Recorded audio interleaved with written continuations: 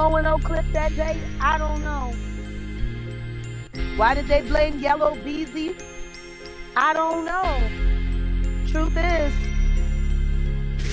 Boosie had a lot to gain by watching Mo 3 move around. Maybe that's why they shot him over there at the Big T after the wake.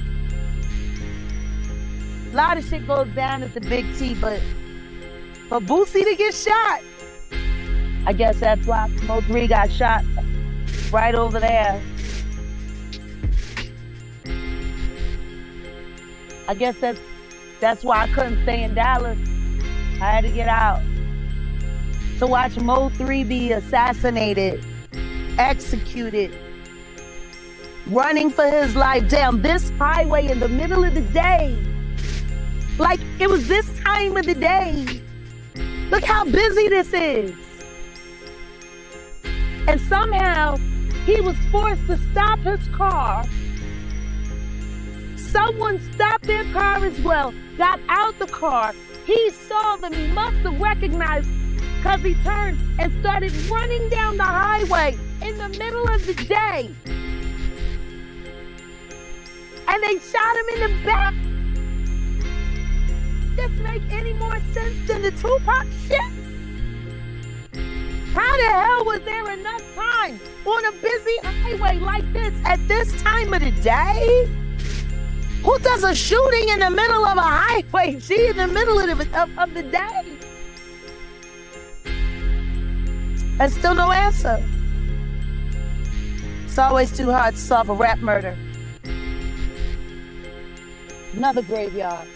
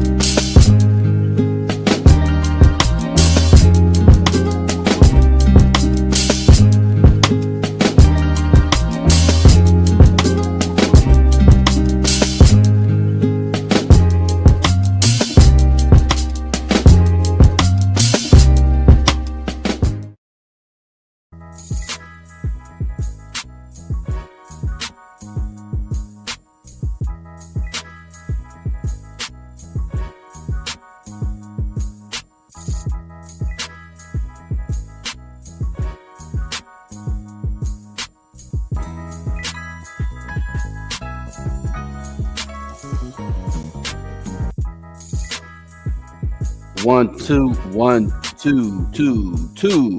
What it good do? Yeah, my bad, man. Look, I've been trying to set up this whole thing because the Patreons, I want to make sure the folks over on Patreon are getting it, but I guess apparently it's not working. Let me end it. I'm sorry, Patreons. I don't know what's going on, but I'm gonna go ahead and start this up again because it seems like these people is just bugging. Let's do it again. What's up, y'all? Yeah, I want to make sure everybody, the family is it might just be too late. I think it is too late for the Patreon because in all honesty, I can't go in here and adjust anything or change anything. It's just stuck. We're stuck like Chuck. Let me see. Oh, maybe I could do it here. Bam. Nope, I can't. Yeah, I'm molded. But I tried to get the Patreon thing going. I don't think it's working right. Let me just try one more again. Okay. Go live now. Patreon. Yeah, we try to get everybody in it. Like, you know, it's not like, I mean, everybody that's part of the family. It just makes sense to include everyone. So boom, I'm gonna do that now, and I'm gonna see if I can fix it later. I don't know why, but what is up, y'all? What's good?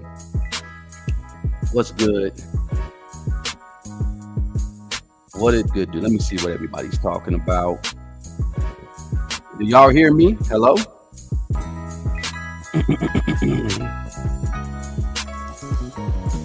All right, y'all. Yeah, y'all.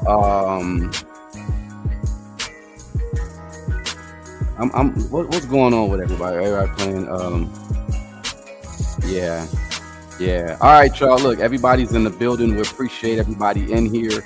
Oh man, we got a lot of people in here, and it's all good. What's up with everybody? Let me just say what's up to everybody. We got Tara in the building, and Auntie Leah, Cut. Let's see, Cut V8 W is in the building. Appreciate you. New Orleans Junior, third generation. That's you. All right, and Archangel Michael, Myrna. Yeah, y'all. Look, I think we're about to just really get into this whole little situation where, I don't know, have any of y'all saw this? This is the Unstoppable with Dave Chappelle. I'm not gonna get all into it. I just said Jag should just kind of more or less touch up on what's going on, because truth be told, what it is it's a lot deeper than what it's looking like. You know what I'm saying? It's a whole lot deeper. It ain't even you know, it's not even close to what. Well, there's so much stuff to unpack with this whole show. You haven't watched it? Well, we're not gonna do any spoilers either, because the thing is we want y'all to kind of even check it out as well. But it's very interesting how they have this come right at this time, right on the heels of the Diddy documentary. I found it funny because he was saying a few jokes, and hold on one second, let me see. I'm running everything, Jag. Let me just save it. Which one is which? If he's oh, wrong format. Sorry, y'all. I'm over here doing a whole lot. Let me see. He's like, how many of y'all listen or have heard of you know, Dave Chappelle and his commentary in his comedy, what he brings? It's not like, you know, he's just, you know, like the dude is profound. He's very smart. He's intelligent, and you know, people kind of hang on to every word that he says. In this special though, See, a lot of the stuff that he was saying in the special, it ain't like it was, researched, or, well, I'll just say some of the stuff that he said. It's not like it was researched or vetted or anything like that. And I know Jag is going to get more into what he said, specifically what he said about Diddy. But he made a joke about something happening to a trans person in Saudi Arabia when he did one of his shows. Y'all really got to check it out. Like in all honesty, I mean, Dave is Dave. He gonna say what he gonna say. He's gonna do what he gonna do. Appreciate you. Who was this? Sharon Ray. Sharon Ray. Appreciate you. She became a new member. That's what's up.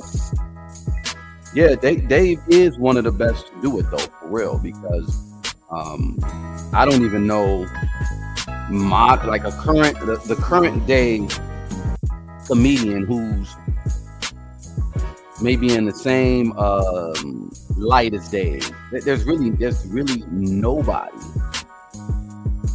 Let's keep it a bean. Let's keep it a buck. There's really nobody. Is that you, Jag? What's going on? What's going on? Go ahead. I was just saying how. No, please finish. The long clip, I think, is Dave 1, and then the short clip is Dave 2. Just FYI in the studio. No, go ahead. Let me see something real quick. Just go ahead. Well, first things first, happy holidays to everyone. Welcome. My name is Jaguar Wright. My co-host is Wolfgang Amadeus, set in the West. And here we are, putting it all out on Front Street. Okay, we got a few people in the room, but I would really like it if we could get more people in the room. So what I'm going to ask everyone to do is please share this live. Share it on your timeline. Let everybody know we have been here. So I was hearing some of what you were saying, and I just want to create a little bit of context here. Let's get clear on this. At no point in time do I ever want anyone to think that I would ever dare question the brilliance of Dave Chappelle. He is probably one of the most brilliant comedians I've ever seen. And that's big coming from me, because I know comedy. I know a lot of people in comedy. I've been around a lot of people in comedy, all my life for the most part, especially from young adulthood on to now. And like I said, by no means do I take anything lightly. When I see brilliance, I give it the credit where credit is due. But not only that, there's a little bit of nostalgia and a little bit of bias, because I first met Dave Chappelle many, many years ago. He used to hang out with the Roots all the time when I was working with the Roots. He also used to hang around other friends of mine that were in film and television, all of us working in New York. I remember him at the comedy clubs. I used to go see him. It was crazy because Dave used to do all kinds of Q&As while he was live on stage, and he would throw out these, high brainer comments to see if everyone could catch on. And he would hate it when I was in the audience, because the second that he would pull something out, I was right on it, and I would yell it out. And he was just like, "Can you just let the audience get it?" And I'm like, but it was so simple. That was one of the things that I loved about him. He's probably as cerebral as I am. He's also one of the very few comedians that I will say that has the kind of memory and data recall that I have.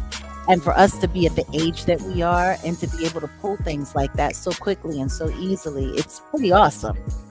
It's very awesome to watch. So I want to let everybody know, I'm not talking out of my ass. I remember when he was filming Half Baked. I also remember when he turned down the $40 million that Comedy Central offered him. I remember when he left the country. I remember when he came back. And I remember when he just sat by and watched people lining me up like he didn't know who I was. But I understood why he did what he did, because he was in trouble with them boys. He was in trouble with the powers that be. You know, when I look back and I think about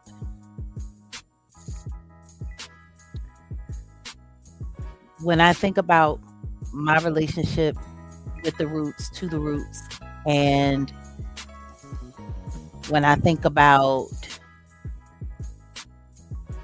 all that I was watching that I wasn't keen to, that I wasn't paying attention to, now it looks so much different than it did back then. Back then, I was a young performer trying to make it, minding my business, letting things that were above my pay grade go so that I could up my pay grade. All of that, that's where I was at that time. But now, as a full grown adult, approaching the half century mark of my life, as I look at all of my peers now who are still in the game, the one thing that's very clear to me is just this simple. It's either you're a part of the game or you're not. When I look at this special, what I see is Dave Chappelle doing his job for the game. And I mean that wholeheartedly. Yes, this is me. No makeup, no nothing. This is just me. I'm not putting on earrings because I don't need anything bumping up against the headset of the microphone. I hope everyone can hear me okay. This is just me. Yeah. I don't have any regrets. I'm glad that I'm no longer a part of the club.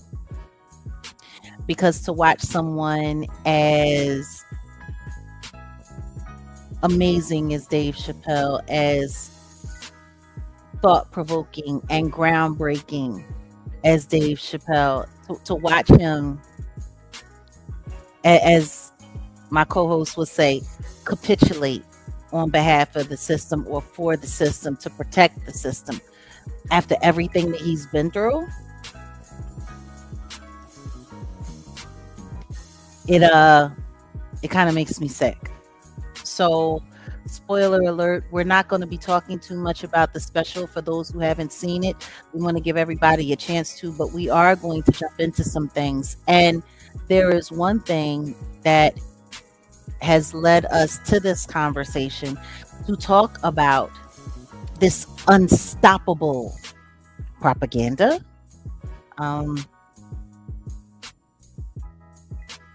It's something that he made a mistake, in my opinion. And unfortunately, I'm going to point it out. Because he did such a brilliant job. He was so dazzling. He was so amazing in everything that he did. That if you weren't really paying attention to what was happening, you'd miss it. And you just get caught up and enthralled. And when I saw it, I'm like, oh, they pulling out the big guns. They pulling out the big guns on this. So this is our Christmas gift to the community that we try to keep conscious.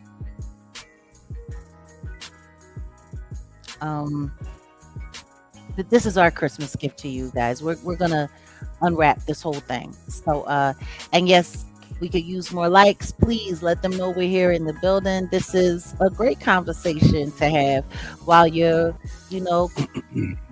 winding down your day or wrapping your presents or whatever, having a drink with friends, whatever the case may be. Here we are. So now that we know, I do have a bias towards Dave Chappelle. I honor him and I celebrate him every chance that I get. But I'm going to tell y'all this. I got my popcorn for this conversation. This is a popcorn kind of conversation.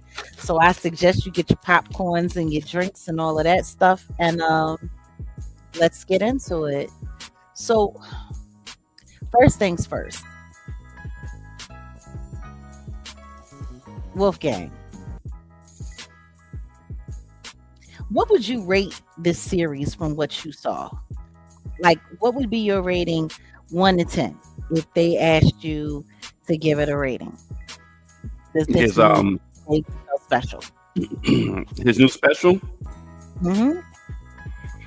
In fact, let me see what critics are saying about it, if you don't mind.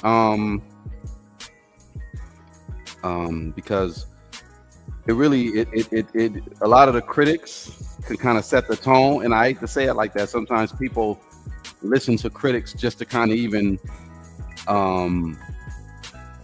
know what to think about what he said, because I want to touch up on a few things overall about the special. So overall, me personally though, it was cool. I did laugh. I forgot the other one that he did last time. I think it was on the same level as the last one. I think a lot of people are saying, he told a lot more stories than jokes. Overall, the project was it was good, and some of the critics are saying it's the vibe of like, I'm richer than you, I'm wiser than you, I'm more philosophical than you, I've made it, because he starts talking about a few things. And like I said, we're not going to do spoiler alerts here. And I kind of touched up on a couple of things earlier. But I think overall it was pretty decent. I like the lighting when the closing. Remember I told you that closing part with the lighting, that was great. Some people are saying that this one was better than the last 3 specials. But yeah, I kind of agree. I agree. And I think he intentionally pissed off some people.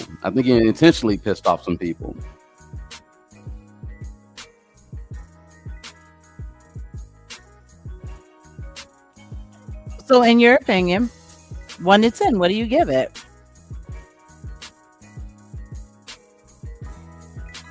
8. Okay.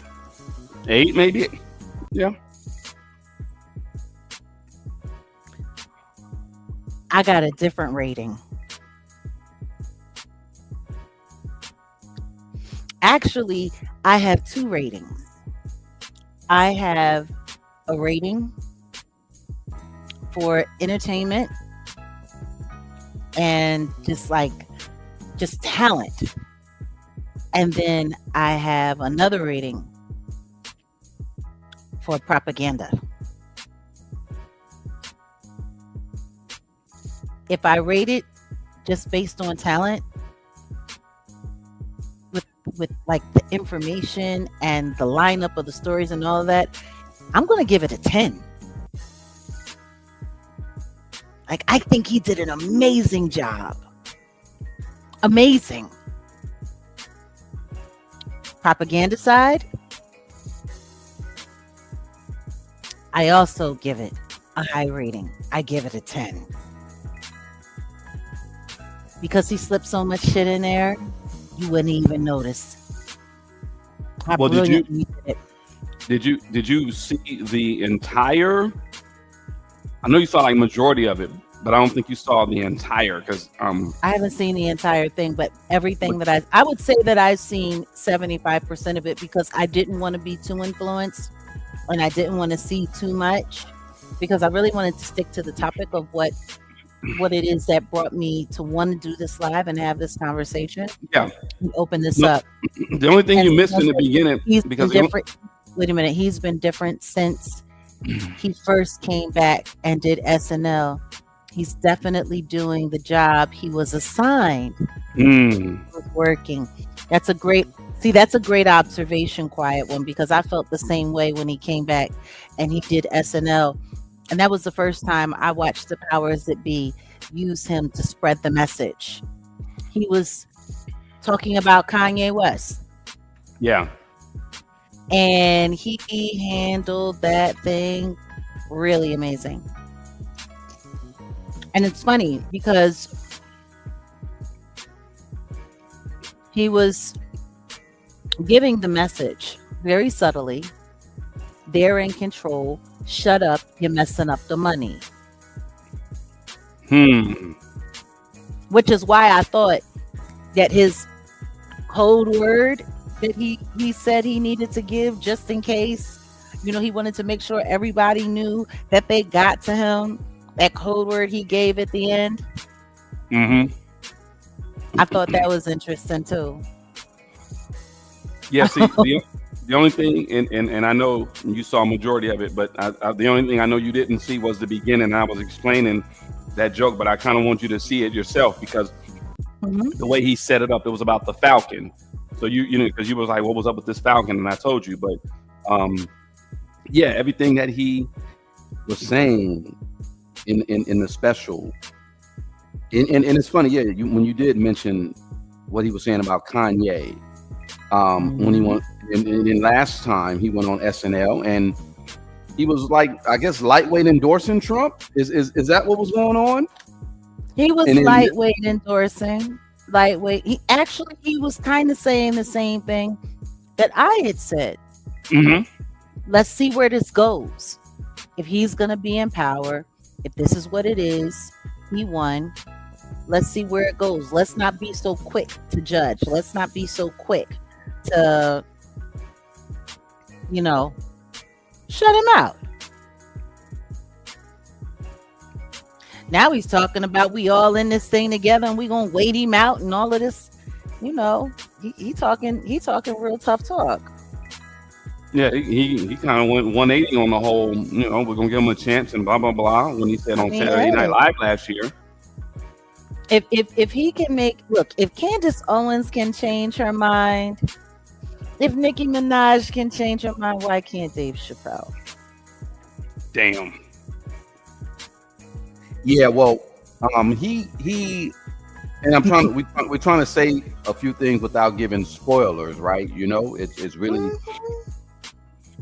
It's really about what he said when it came to a particular person. It's in a situation. It's almost like you guys heard what the Mandela effect is, right? The Mandela effect, for those who don't know, for instance, if you guys grew up and you saw the movie E.T., y'all put this in the chat. Y'all could put this in the chat. What was E.T. known for saying in when about calling the phone situation? What did E.T. say? Y'all put that in the chat.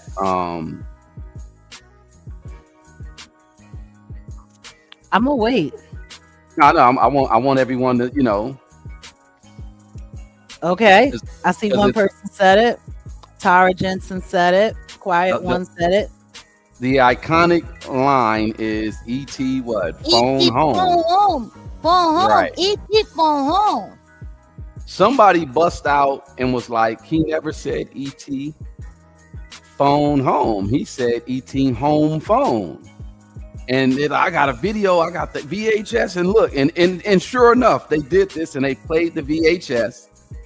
And it didn't say E.T. phone home. It said E.T. home phone. So there's this Mandela effect that people talk about. The Berenstain Bears, the Berenstain Bears. I strictly remember the Berenstain Bears. I remember collecting Berenstain Bears when I was like in the second and third grade. You know what I mean? Like the little toys. My mom would get us and stuff, right? So the Mandela effect is that Dave Chappelle did a number, if you really want to talk about the history and things that happened to him, and most notably when he was attacked by someone in May of 2022 at the Hollywood Bowl. I remember that incident specifically, and I do remember that he ended up getting attacked, and the guy got the brakes beat off of him. Like, his arm was twisted. Like, I wish I can show this on YouTube, but I cannot. They dislocated his arm. Dislocated. They disempowered and dismembered. Like, his arm looked crazy.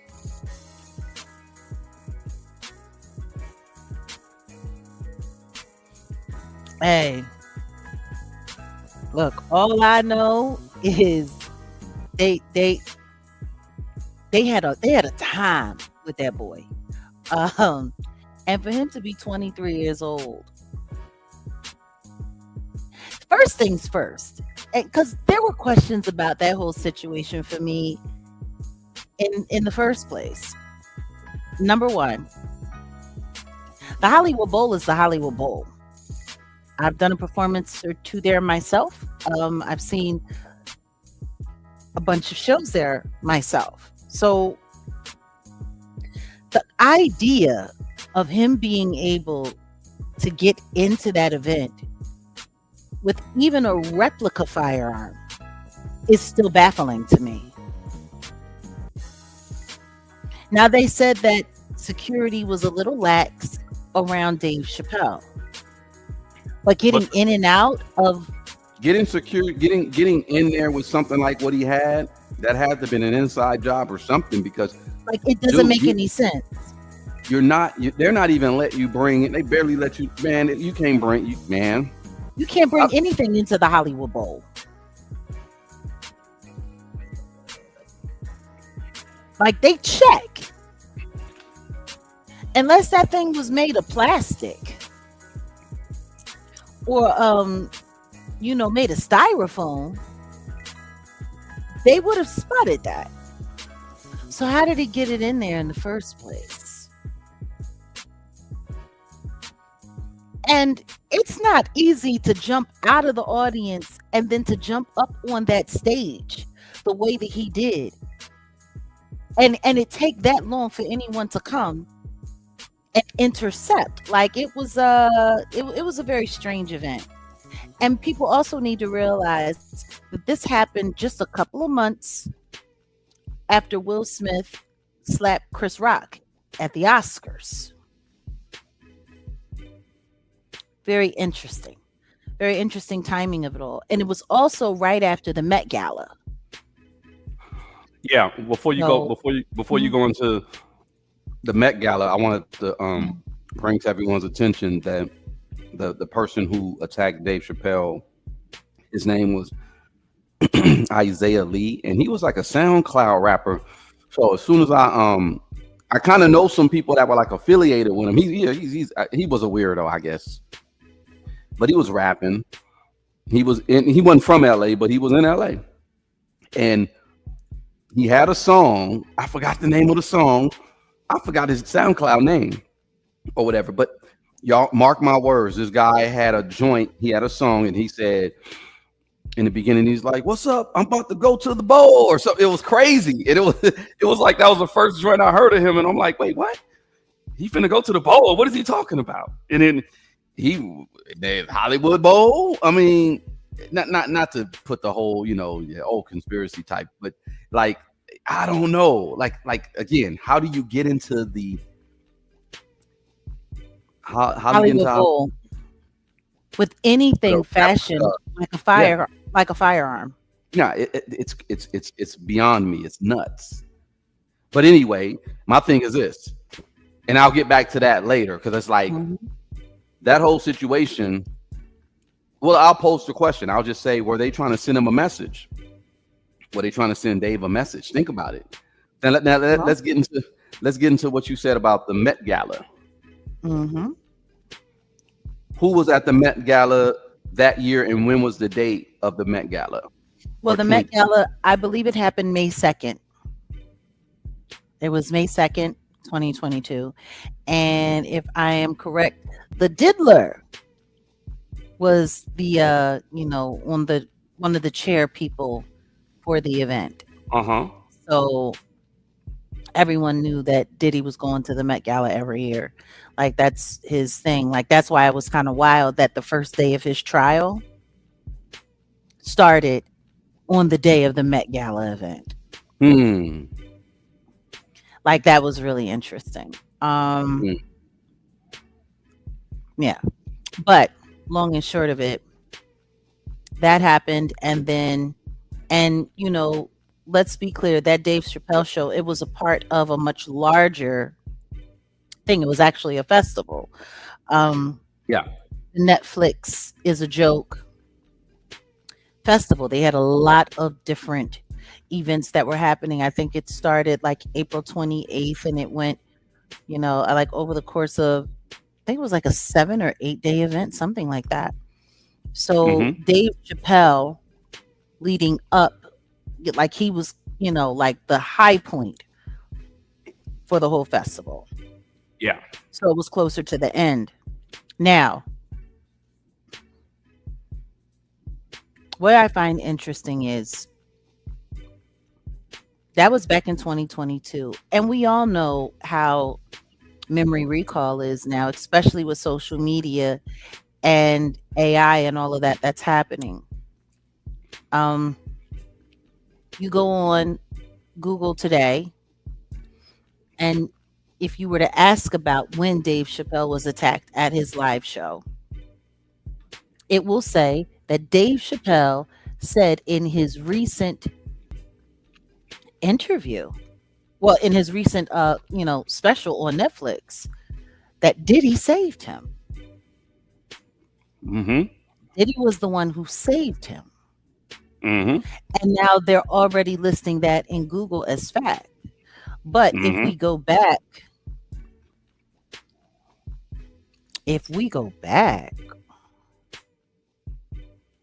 you know what?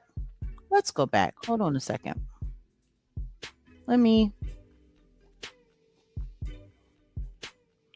I'm actually gonna just go here.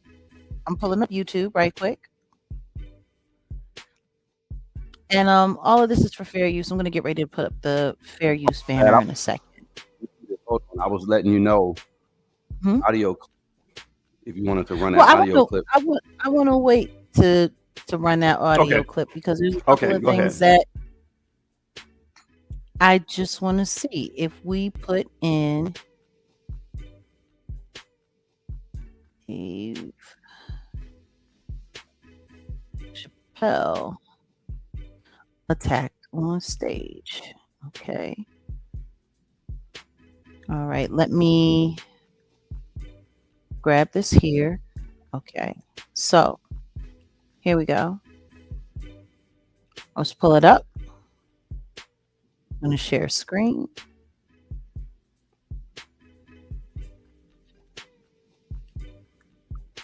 Let's do the search live.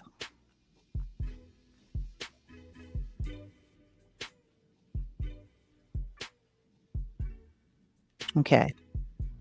So let's look from 3 years ago. Dave Chappelle tackled, slammed on stage at Hollywood Bowl by a man with a pow pow. I'm not running the audio. I'm not running video either. I'm just looking to see what pops up. That was TMZ. 3 years ago. We got another one. Dave Chappelle attacked on stage and continues to crack jokes with Jamie Foxx and Chris Rock. Yeah, I was saying don't run the video, the actual video. They'll flag you. I'm not gonna run the video. We got pictures of the guy here. Can everyone see? This is what he looked like. That's what he looked like. Arm twisted all crazy.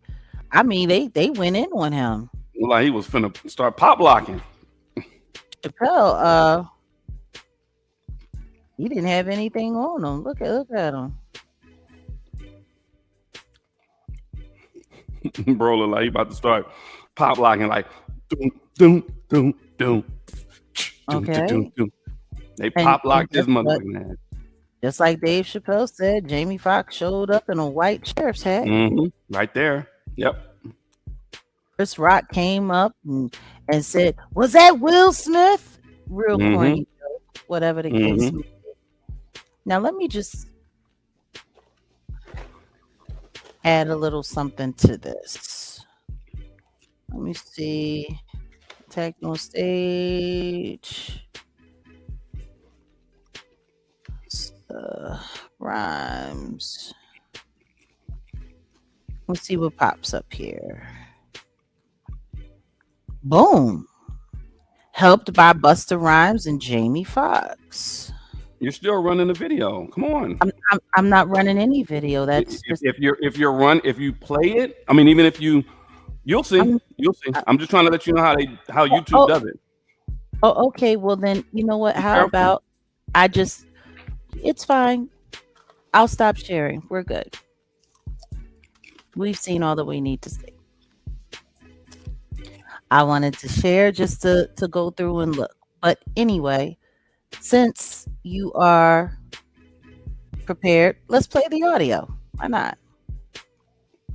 Pretty good.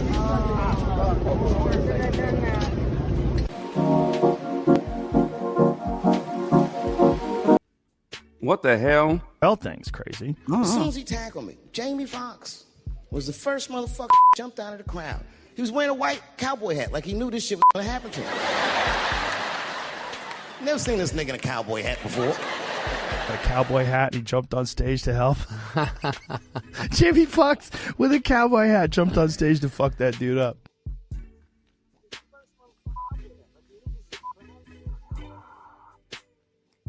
Oh, that was 2. Oh.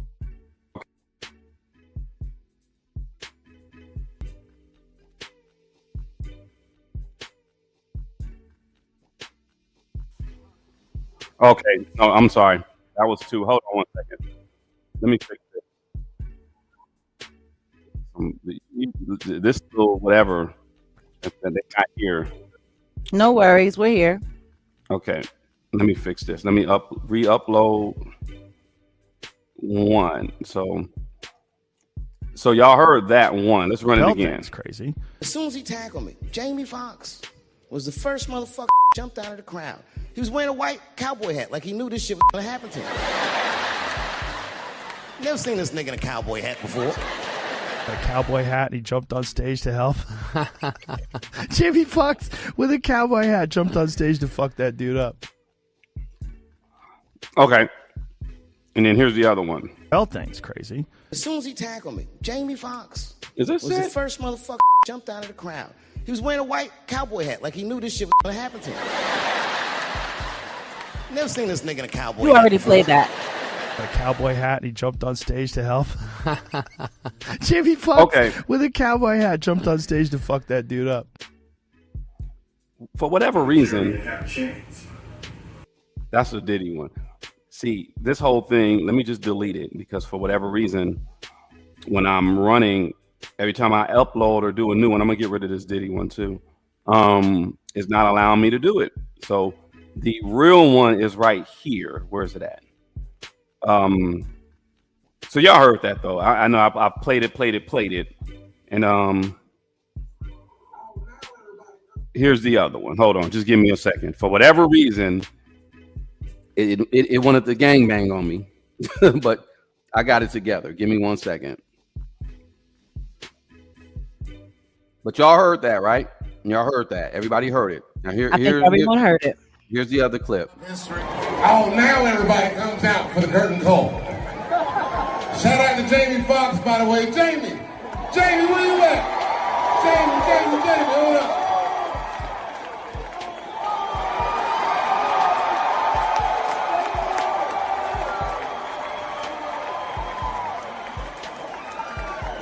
Make some noise for Fox.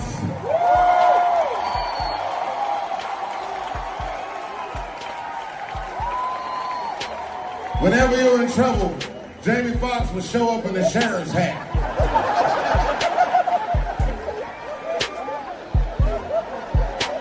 Turn the mic up. Nigga, I thought that was part of the show. I don't know what the fuck is... I grabbed the back of that nigga's head. His hair was spongy. Absorbent.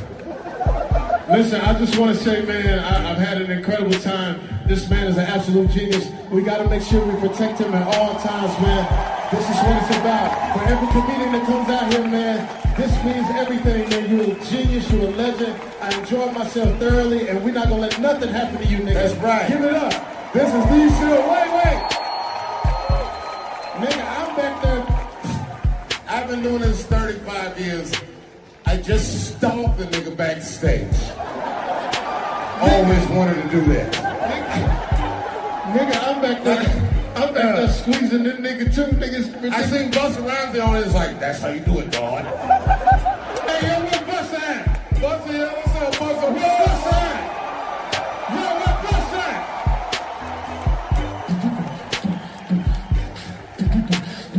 Turn the lights off, turn the lights off. Give it up one more time, Dave Chappelle.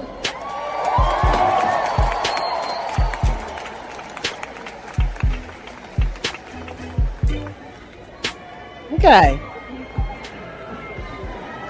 So, everybody compose yourselves. how much further do we have with this clip?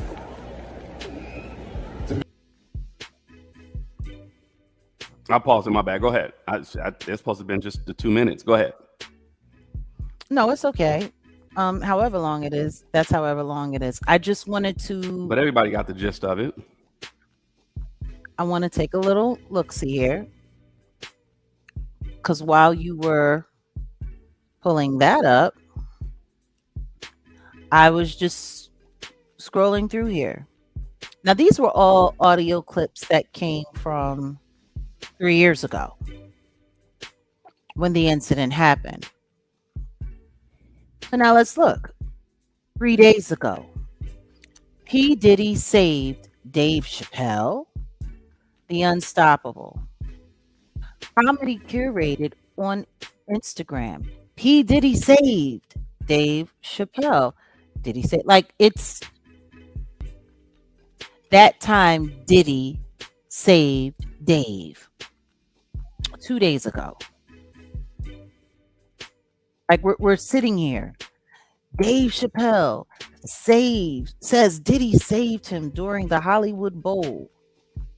Dave Chappelle recalls uncomfortable experience at Diddy's house on the net. Like, are you guys understanding what's happening here? Now, here we go. Let's pull up this. I got the audio, article. But I got the article. I got the audio. Go ahead and pull the audio up. Article.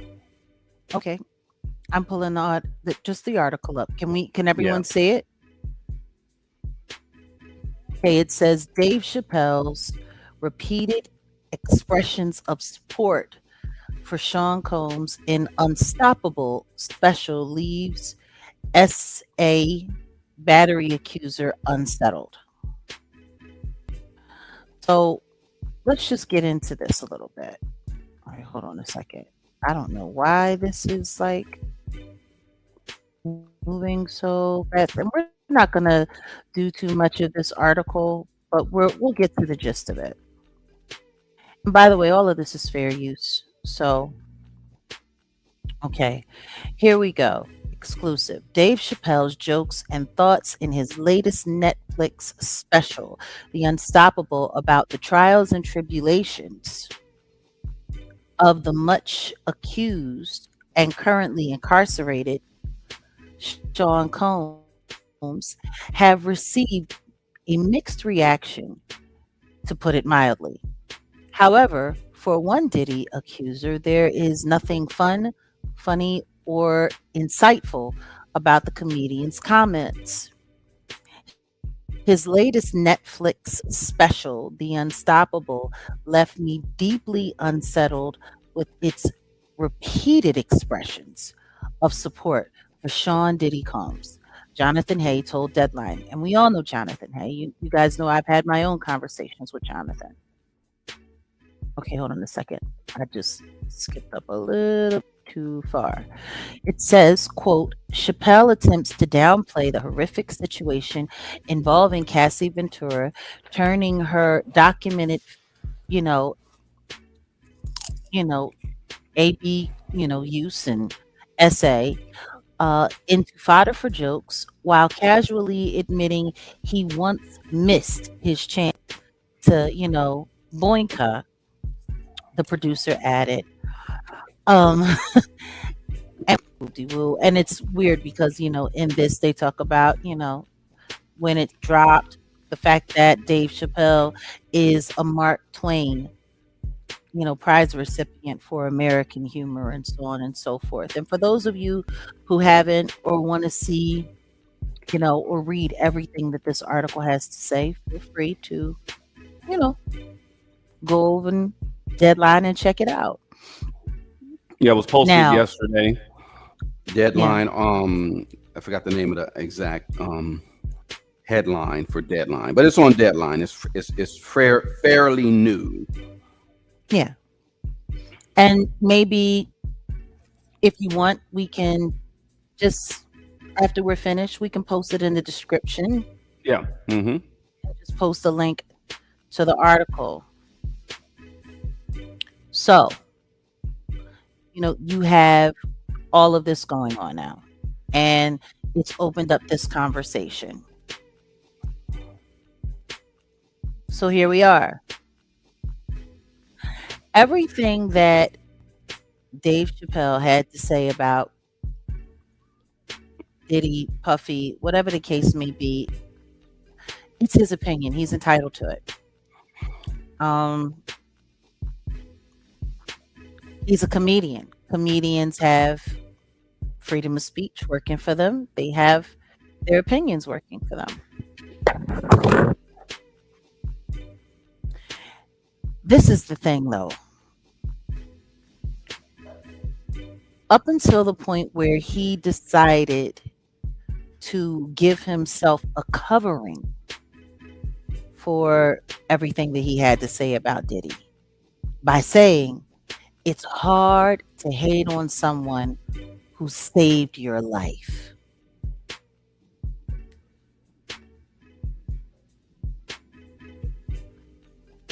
I mean, that's a hell of an out, isn't it?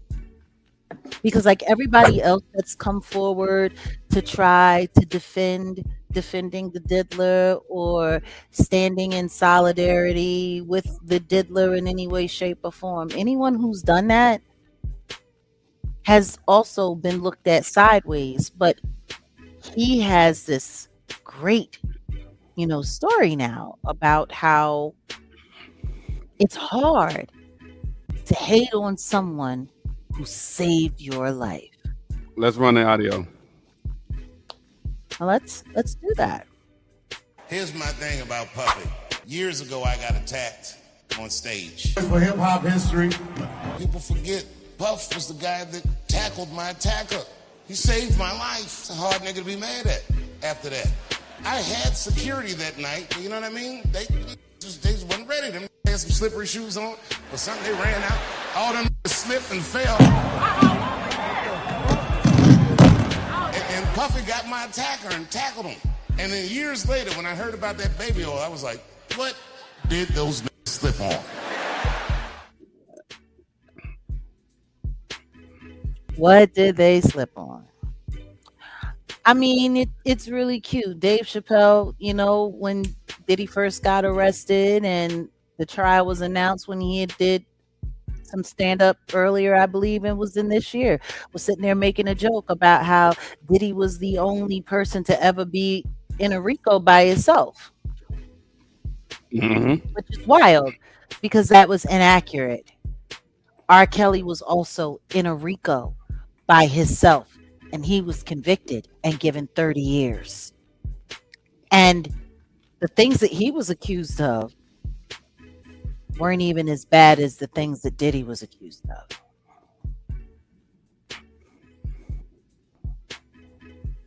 says, "You're right, Young Jay.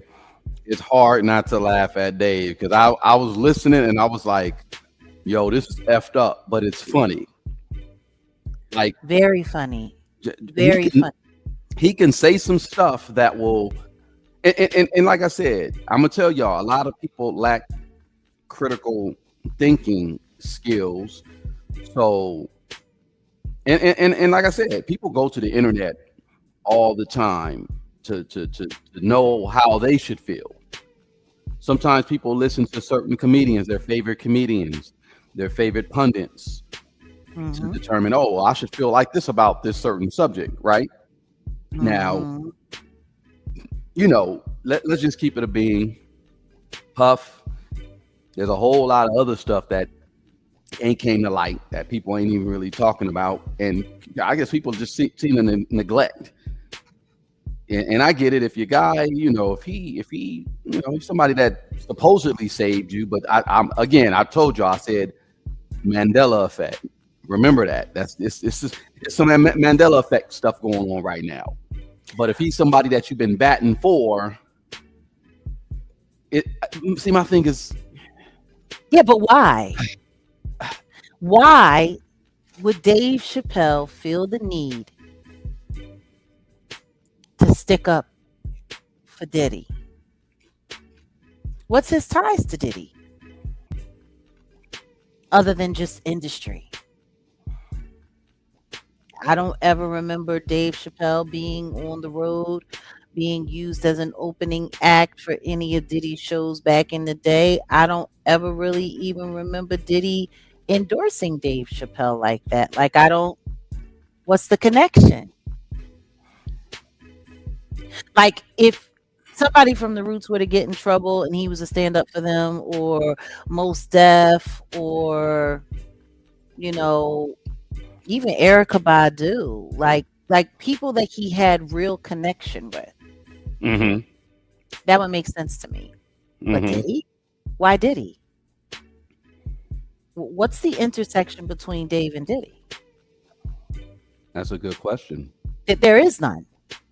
Like, if you really go back and you look at the pedigree of it all, their circles don't even really cross. Not even on the Hollywood side of things. Diddy wasn't even involved in any of the movie projects that Dave used to be involved in. So what's the connection? Dave wasn't one of the cool kids. He was one of the dirty backpackers. Even from his side, no matter how popular he was. So what's the connection? When Dave was blowing up with the Chappelle Show and doing everything that he was doing, Diddy was busy over there making new victims, allegedly, or making the band. Like, it was a different kind of celebrity and hype in the culture. Like, they're number one. Dave isn't from New York. No, he's from DC. Dave Chappelle is from Washington, DC. He worked in New York like the rest of us who were out of towners who were trying to build our careers in New York, but he's not from New York. So Okay, see? let me say something. Dave Chappelle, you can tie him to, and that's why you got Rick James that came out before he passed. See how we make those kind of mistakes? They're both from New York. No, they're not. No, they're not. Dave's from DC. So I'm going with maybe the proxy. So Eddie Murphy, Rick James, because you know that was a whole thing. Charlie Murphy, Dave Chappelle, and of course Charlie Murphy was on his show. Is there any connection to that and Diddy? I don't even think Diddy and them. I don't know.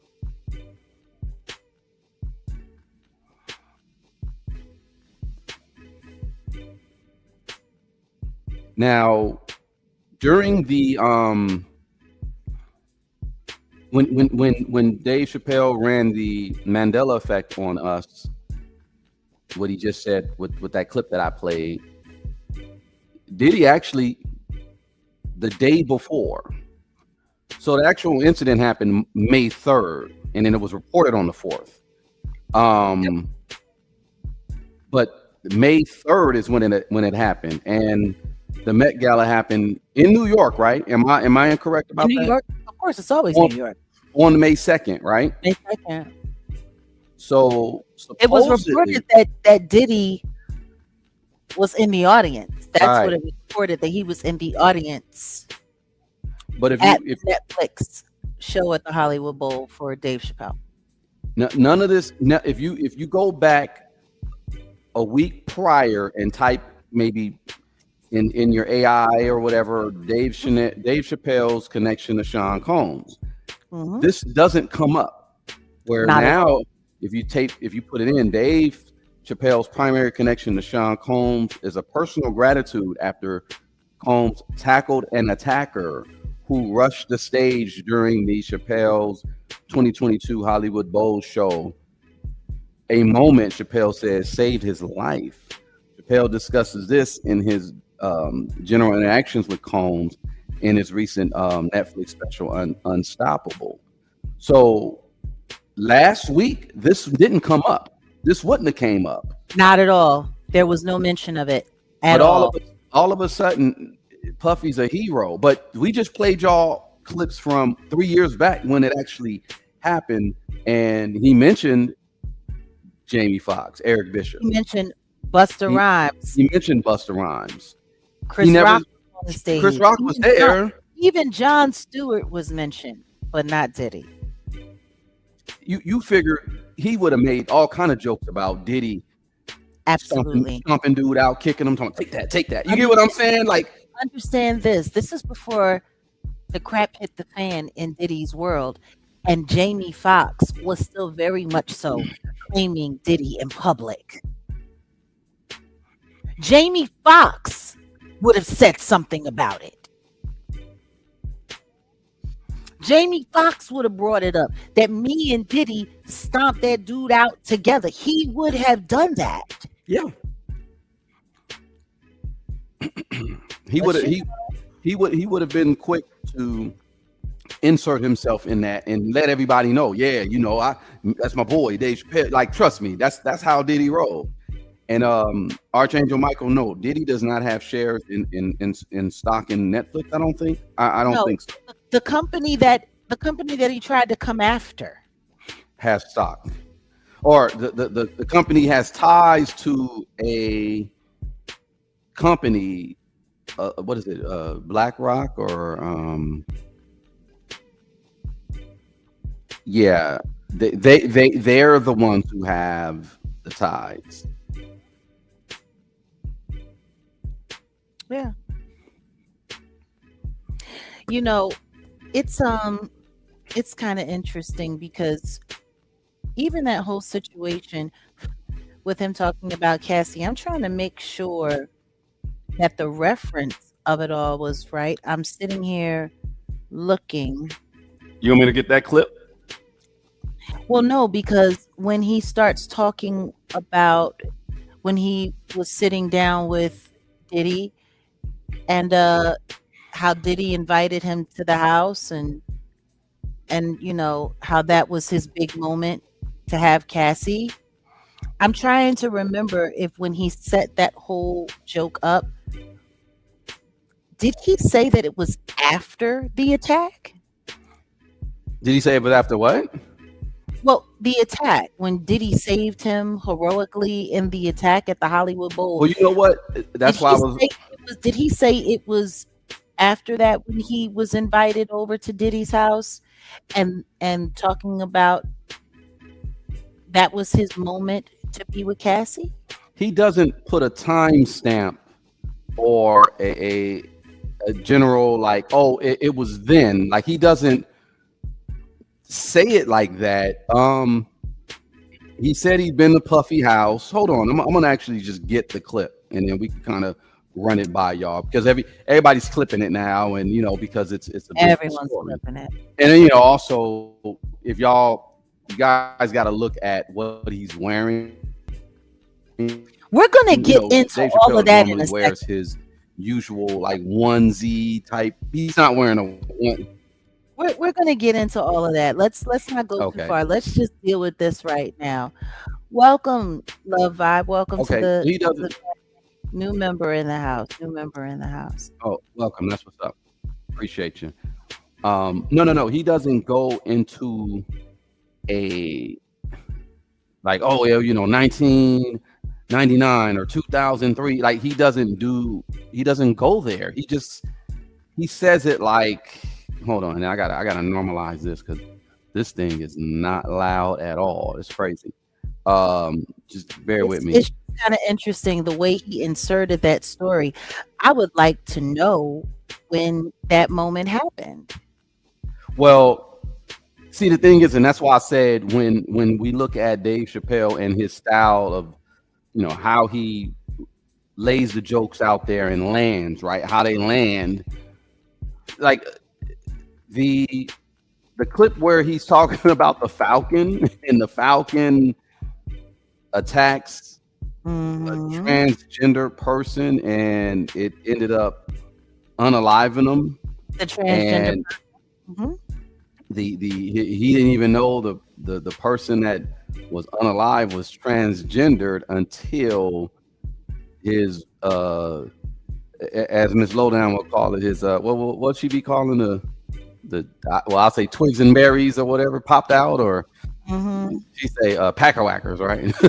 So the packer-whacker popped out. So he will say these jokes and the way they land, that's what gets you like, oh, this dude funny because of the way they land. Now when he said this joke about Puffy and him going to his house, well, y'all tell me what y'all think. I've been to Puffy's house. I didn't see none of the stuff they said in that trial. I walked to that living room. House was clean, traction on the floor, nothing slippery. Walk right through. The only thing in hindsight, but at the time it didn't mean nothing to me. I didn't think about it until after I found all that stuff out. We was on his back patio. We was drinking and laughing, talking, and then Nick Puff started swirling his drink like this. He goes, so Dave, what are you into? I was like, I don't know, nigga, books, video games. I didn't know that was my big chance to Cassie.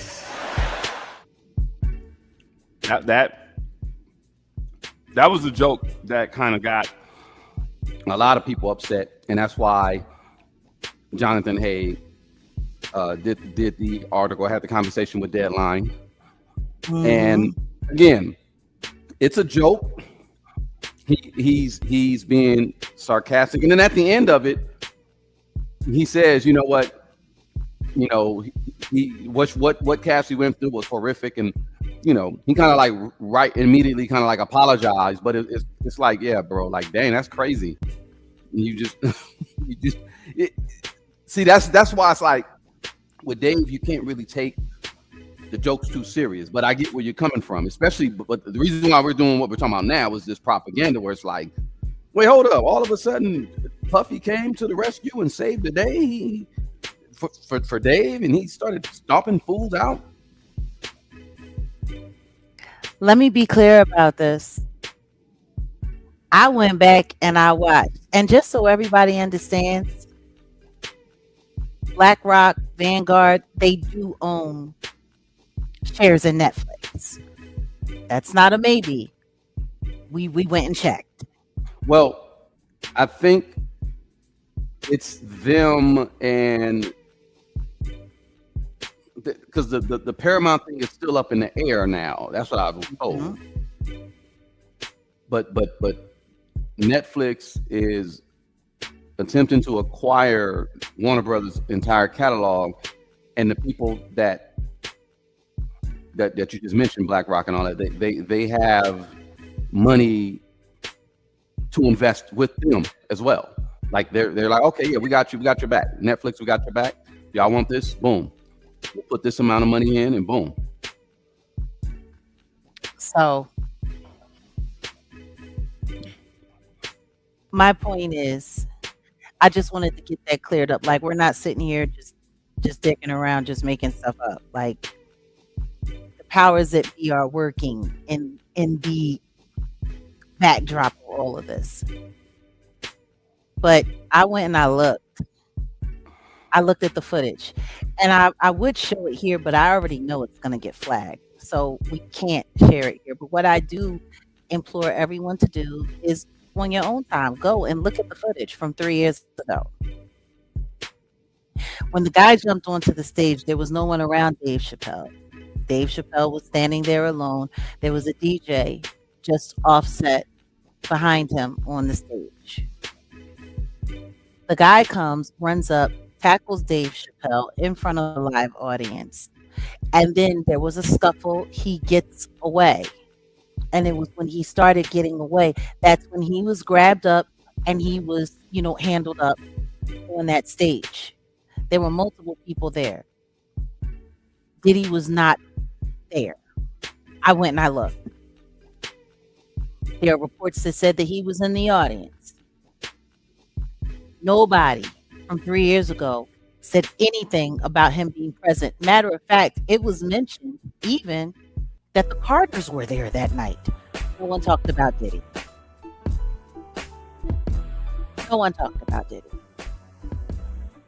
So I just find it very, very, very interesting that now, after all of this time, it's Diddy that saved your life. But from 3 years ago, even up to just earlier this year when he was telling, he had spoken about it. There was a post that came up earlier this year. And the only people that he discussed was Jamie Foxx, Busta Rhymes. Yeah, that's it. Now, all of a sudden, Diddy saved you. How, Sway? How? I'm just trying to figure that part out. So let's just step away from that, because that was the one thing that caught the both of our attention when we saw the article and we heard it in the documentary, him giving credit for Diddy saving his life. Yeah. From a situation that he walked away from without a scratch on him, where he was laughing about it as the dude was being handled up on. Yeah, like I said, you're saying a lot when, oh my God, it's hard for me to hate on someone who saved my life. Was your life really in jeopardy? Because that dude didn't even draw down on you with the replica. He just tackled you. And then ran off. And everyone can go and see the footage for themselves. And you know what? Maybe we should take a clip from one of the videos that we saw. And we should just put that in the description after we're finished here with this as well. And I think that's what I want to do. Because I think all of you should be able to go and see what happened. Because that's the problem. A lot of us tend to forget. But it's just kind of bizarre because of all of the Diddy defending that Dave Chappelle did in this thing. That was the one thing that he didn't need to say. He didn't need to say that. Him saying that actually makes everything else that he said look suspect when you go back and you look at what it actually was. Not even a week ago can you find not one thing of all the people in the world to save him. He never mentioned Diddy before now. Before now. He has one of the most impeccable memories and recall that there is, period. I said that. I don't think it has anything to do with the dude being a crash dummy. I think it has something to do with the convenient nature of using a very public story that everyone remembers, but might not remember so clearly. Like, we're trying to show you how this Mandela effect thing actually works. Everyone remembers hearing about Dave Chappelle getting attacked on stage. It was big news for the moment that it happened. And for 72 hours, everyone talked about it, and then it died down like things always do. Yeah. For the few people that continue to follow it, they heard about the guy, and then Later, the guy actually went and filed a lawsuit against the Hollywood Bowl for what happened to him there at the event, Yeah. which a lot of people also didn't talk about. But of all of the things and all of the stories that were recalled, Jamie Foxx has talked about it on multiple occasions. He's actually there's video of him all over the internet impersonating Dave Chappelle, talking about how he came to save him. Diddy was never mentioned. Never. Not even a week ago was Diddy ever mentioned regarding this entire situation. If you go and you look at the footage, you can see Jamie Foxx wearing the white hat that Dave Chappelle said that he was wearing. You can see Chris Rock doing his bad joke, talking about, was that Will Smith? You can hear Busta Rhymes on multiple occasions talking about this guy. You can hear Jamie Foxx talking about how he had his hands on the guy's hair and it was spongy and it was all of this stuff. Nobody said anything about Diddy. Not never, not ever. And now all of a sudden, Dave Chappelle remembers that Diddy saved him. And that's why it's hard for him to be mad, because Diddy saved his life.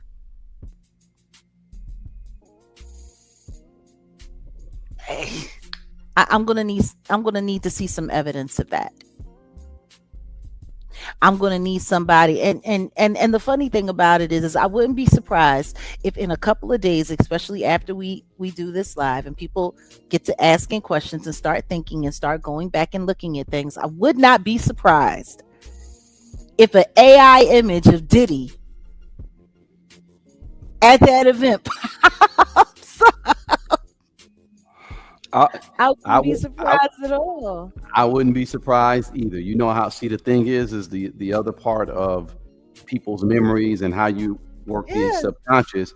Yeah, don't be surprised if you actually see a recreation, an AI recreation of dude getting his ass beat and everybody exactly. Yeah, I'm sorry. I'm going to have to call bullshit. I'm going to call bullshit. And that's hard for me to do when it's someone that I admire as much as I admire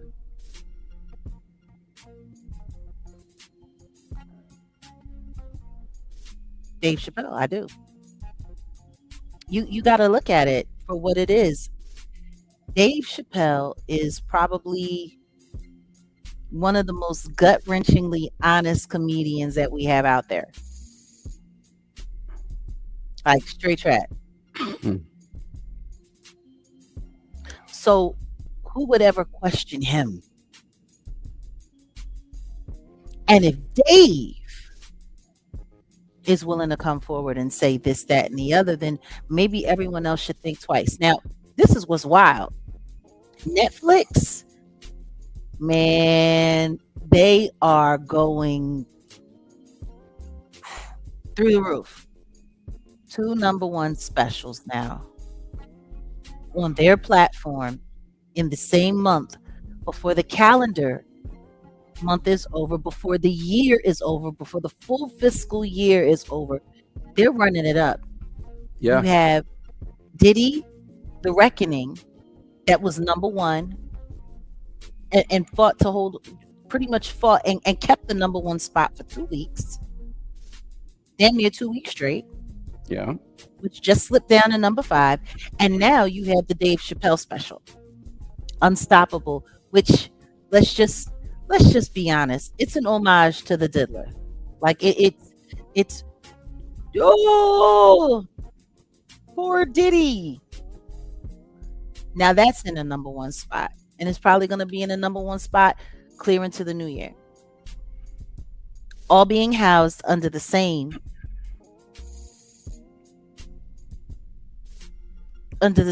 platform, under the same umbrella, and they're collecting all of the money off of that. They putting the capital in Netflix.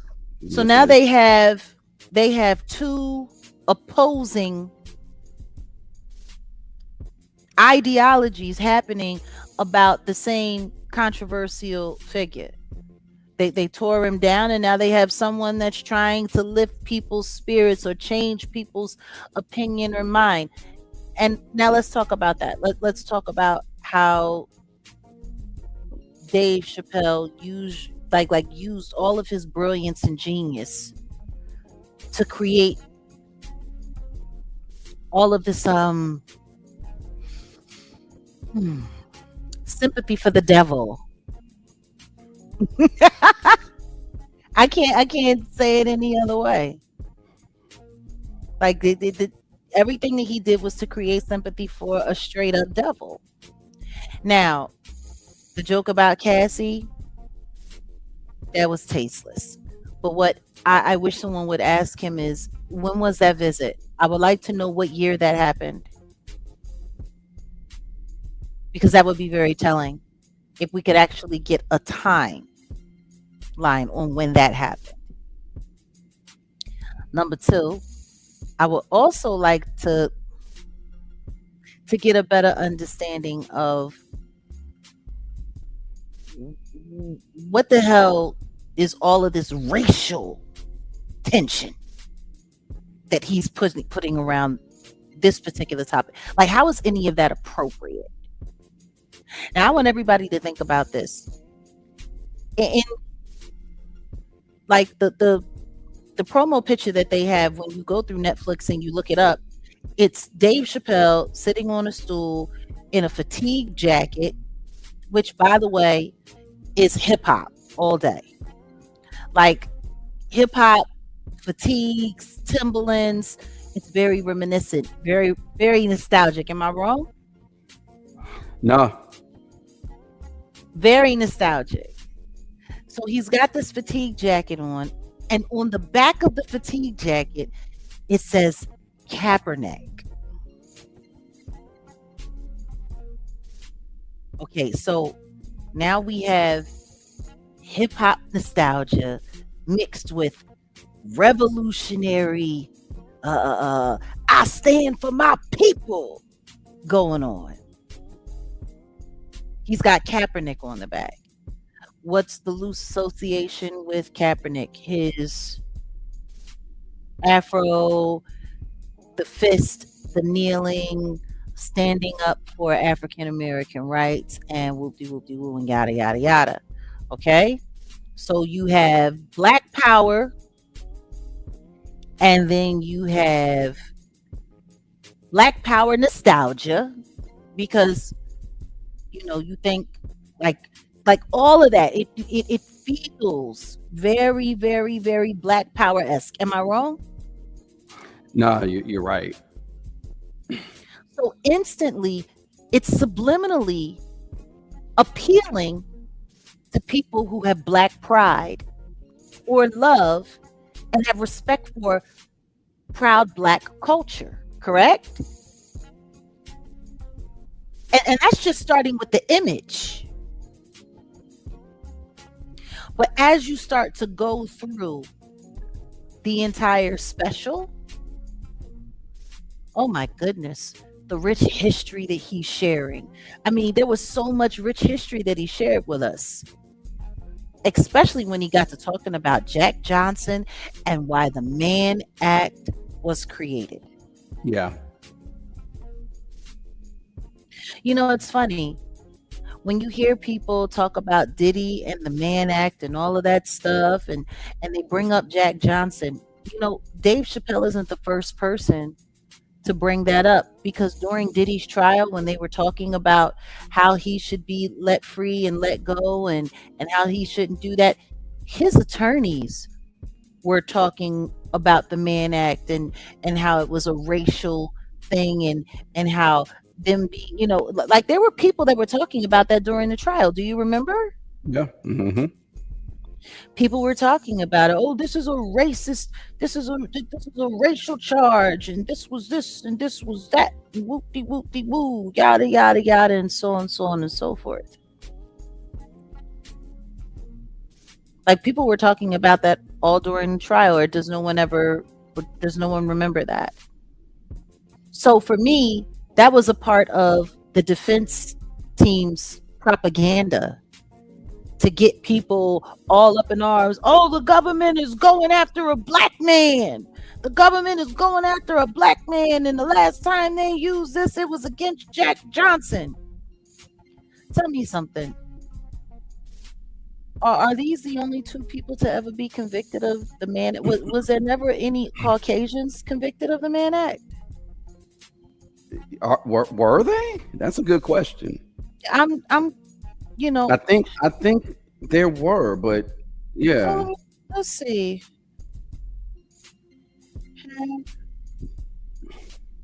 There.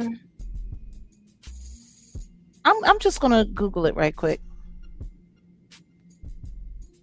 Well, it tells you the first person, the notorious ones. So of course, Jack Johnson in 1913. That's like that's why they created it. They created it. It was created for Jack Johnson. Yeah, in 1910, the White Slave Traffic Act of 1910.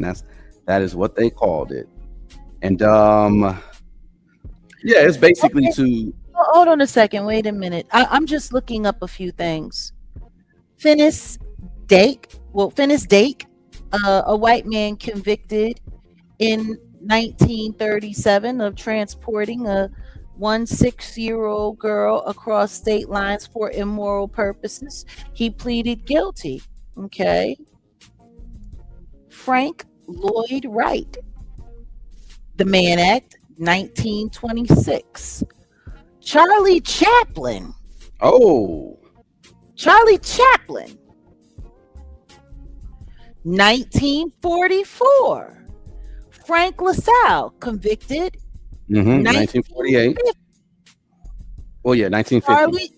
Farley Drew Comenetti, convicted 1913. When was Jack Johnson convicted of it? 1913. So there was a Caucasian man that was convicted of it in the same year. To include non-commercial extramarital sex. Bella Moore, convicted, and she's a mixed race woman from New York. For compulsory prostitution of two white women. Yeah. Alice Newton and Bella Woods. Yeah. Now, what's really interesting is if you listen to Dave Chappelle's rhetoric in The Unstoppable, he framed it and almost made it sound like only black men are targeted with this act, with this offense against the law. But it seems like it worked on everybody. And I don't know. Were more white people convicted of this than black people? Good question. Because if so, that would kind of like kill the racial, thing that they're trying to push with all of this. Well, you said Charlie Chaplin, and he was acquitted. So I'm just saying he was charged. He was charged with it. He was charged. Yeah, but he was acquitted. Yeah. He was acquitted. So thank you for clearing that up. There are a lot of Caucasian men. That were charged. That were charged with this bring down the black man bill. Bring down the Black Man Act. Like it's I don't know, it's kind of offensive because you have so many black people that are, it's just when we get into that whole pro-black. Mm-hmm. A lot of times when it's happening, it's being used as propaganda for one thing or another. That's what I know. Because the one thing that I don't hear anybody talking about when it comes to Diddy is where's all of this pro-black and stand up for your people for all of the black people that he victimized? Where's the care for them. Like when you look at all of the artists that he took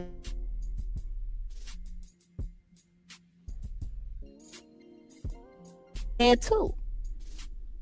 Wait, you cut out. You said if you look at all the artists, what?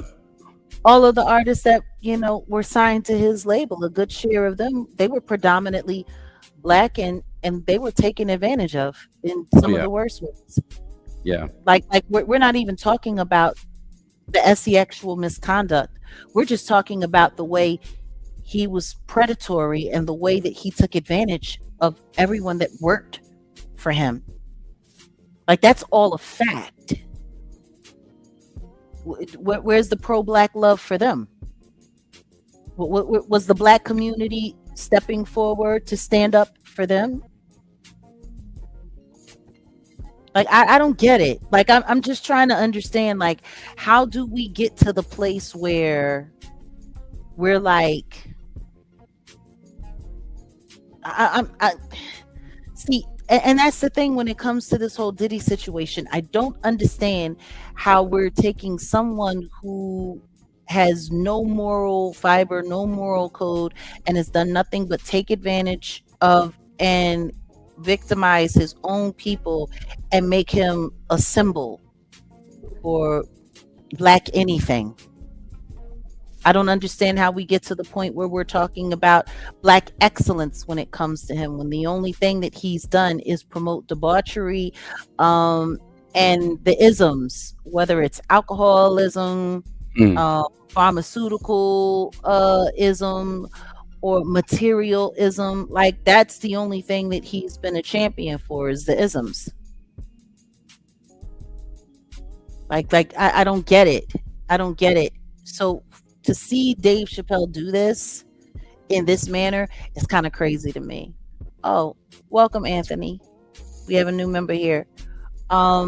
It's just crazy to me, and it's hella insulting.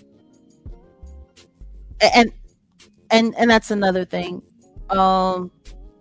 His issues that he had with Tupac throughout the years, like Tupac deserves that pro-black power, power to the people. I don't get it. I'm sorry. It's not adding up to me.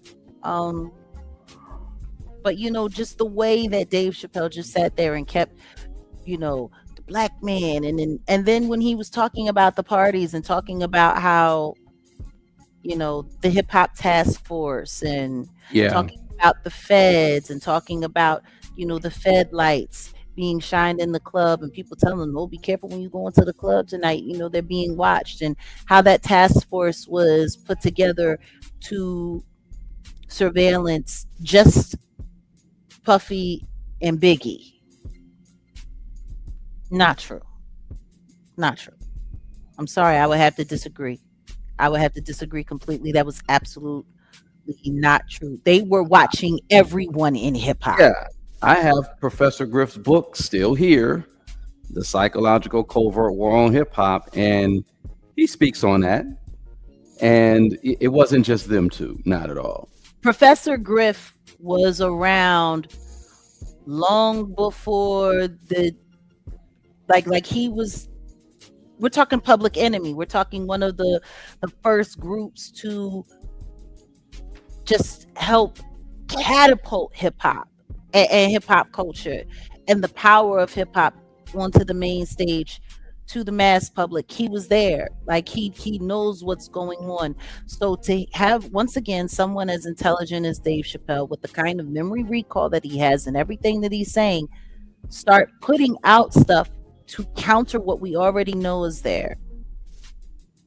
It's propaganda. Like it's just, he propagandized that entire thing. I don't know. Am I wrong? No. And it's I don't know. To me, I find it, because people are going to listen to him. People are going to listen to this. They're going to believe everything that he says. Like I said, this is a figure who is known for telling raw truth, just like Cat Williams is known for telling raw truth. And now you got these two big, you know, hard truth tellers out there. You have Cat Williams, who made it very clear that Diddy is a devil and he's done a bunch of terrible things and he deserves to go down. And now you have Dave Chappelle. You have somebody on the other side of the spectrum who has equally as loud a voice, with a great reputation, and with a lot of cult followers. So it's Let me like, let me say this, and it's funny you're yeah, mentioning that, and that's why I mentioned Professor Griff's book again. It's the Psychological Covert War on Hip Hop. You could actually read it, page 35, and on the top of 35, he says, capture their minds, and their hearts and souls will follow. So that's author unknown. So what you just said about Chappelle, Cat Williams, etc. But this one I think pertains to you. He has another quote that says, the power is the ability to define reality and to convince other people that it is their own definition. And that's Dr. Wade Nobles. Shout out to Dr. Wade Nobles. I think he passed away. Rest in peace. But Hip Hop COINTELPRO Files, Rap Sheet, and the Hip Hop Cop is the name of the chapter. And y'all, we can do a deeper dive on it. And the funny thing is he talks, the first thing he opens up with is with Cynthia McKinney. I think I talked to you about Cynthia McKinney. And she was a member of Congress. And she talks about it. But yeah, y'all, I think this is just, we might have to just do a members only deeper dive just on this chapter and to what's pertaining to what's going on in hip hop, because Dave Chappelle is hip hop. Don't get it twisted. Dave Chappelle is hip hop. They know that he has the hearts and the minds of a lot of people, and he has cachet. Yeah, he has validity, and he has nostalgia. He is most definitely hip hop culture. He is most definitely hip hop legacy. He's just a comedian. But his relationship to Mos Def, his relationship to Questlove, his relationship, and that was the other thing that really bothered me at the end. Like the way the entire thing ended, and Stevie Wonder is playing in the background. I mean, this was so hammy. It was so hammy, but I tapped the wrong thing. You got Stevie Wonder playing in the black, in the background. That wasn't a Freudian slip. In the background, right? And everyone knows. Like, it was so wild the way he kept inserting things about Martin Luther King in there, and kept it was just divisive as fuck. And then when he started talking about how Stevie Wonder did this for black people, and Stevie Wonder did that, and how the black happy birthday to you, happy birthday to you, happy birthday. When he started talking, oh, by the way, Tara Jensen, happy birthday, dear. But when he starts talking about how, Stevie Wonder wrote that in honor of Martin Luther King's birthday, to lobby for making Martin Luther King's birthday. Like, he really brought up a lot of amazing stuff. Like, a lot of amazing stuff. It was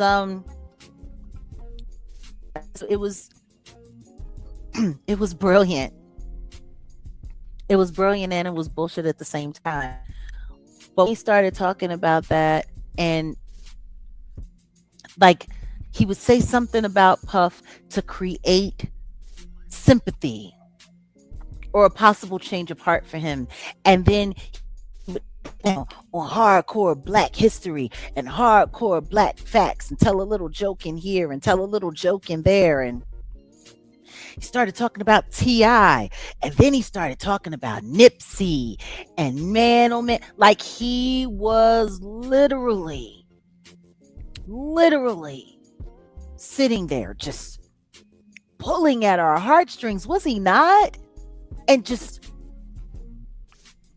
Yeah. black people and black pride and black this and oh my goodness. And then you got Stevie Wonder playing at the end, and then you have this photo array, this collage, not even a collage, but just a slideshow of all of the different people in politics, in entertainment, in music, in comedy, sport. Like he's just pictures with him with everyone, pictures with Bill Murray, pictures with Quincy Jones, picture with Diddy, picture with. Did you see any pictures with him and the Roots in there though?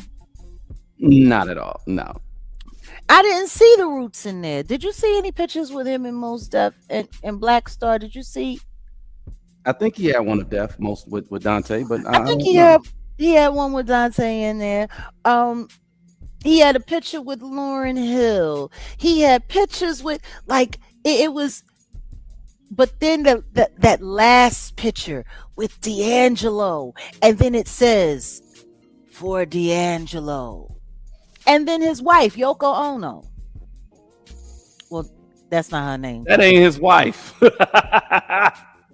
Yoko Ono. Oh shit. He's starting to look like the Black John Lennon these days to me. But my point is, you know, it was very divisive because when you look at those pictures and you see all of the people that he was with and you see all of those pictures and you see everything, like it's like, oh, you better trust everything that he says. Look at all of the people who love him. Look at all of the people who he has pictures with. Look who he smokes with. Look who he drinks with. Look who he laughs with. Look who he hangs with. Why wouldn't you trust him? This is Dave Chappelle. He's been around. He turned down Hollywood. He said no to $40 million once upon a time. And then guess what? When he wanted to get back on, he wanted to get his shit popping because he was sick and tired of struggling for cash and struggling to put on shows and not being properly acknowledged by Live Nation. He sure as shit signed that $60 million deal with Netflix. Sure shit did. So let's just be very clear. Everybody has their price. Everybody has their price. But I'm just sitting there and I'm watching, and it was just like, look at all of these pictures, and you got Stevie Wonder playing in the background, and he told that heartfelt story about, oh my goodness, that heartfelt story that he told about Stevie Wonder and crying for Aretha Franklin, and how Stevie Wonder asked him not to come with him to Aretha's funeral, but to go and be a stand-in for him for Senator John McCain. And then he started talking about how John McCain was the only person to oppose turning Martin Luther King's and this, that, and the other. And then when he ran, he had to go up against a black man and lost to a black man. And that was the karma. And he had to go and stand like, ooh, I'm sorry. It was divisive. It was just divisive because he was sitting there. I am speaking for the black community, and I know my black history, and I'm a smart black man. And hold on a second, what do we have here? Anthony just came in and said, I remember when he accepted his Mark Twain Award, all of this black stuff, but everyone behind the scenes mentioned was white friends and co-workers. Yeah. Like it's just very interesting. It's just very interesting how all of this is done. And that's part of the reason why I said we have to talk about it, especially when I saw him slide that, well, Puff saved my life. How can I be mad at someone that saved my life? He's our brother, and he's being railroaded. Like it was brilliant. It was brilliant the way they put it all together. You know, why don't you tell somebody what that says? Because it looks a little blurry to me here in the studio. I'm not sure why it's okay, here we go. There we go. I think I'm gonna do a deeper dive in Psychological covert war on hip hop on hip because hop. I want to do a deeper dive, and shout out to my brother Professor Griff, because what you're talking about is exactly what he's talking about. Because I've been looking through, I'm rereading, and in fact, I'm just going to go reread a lot of books. But yeah, this is exactly what he's saying in this book in the second chapter, and all you're doing is just bringing a lot of stuff to light. But on my channel, I think I'll go ahead and we're going to talk more about that, because all you're doing is touching the tip of the iceberg. You're not even going hella deep. That's why I was like, you definitely need to watch everything in its entirety. And Jag, I'm telling you, you're gonna have enough content. You'll be able to go for days, because there's so much that he drops in that special.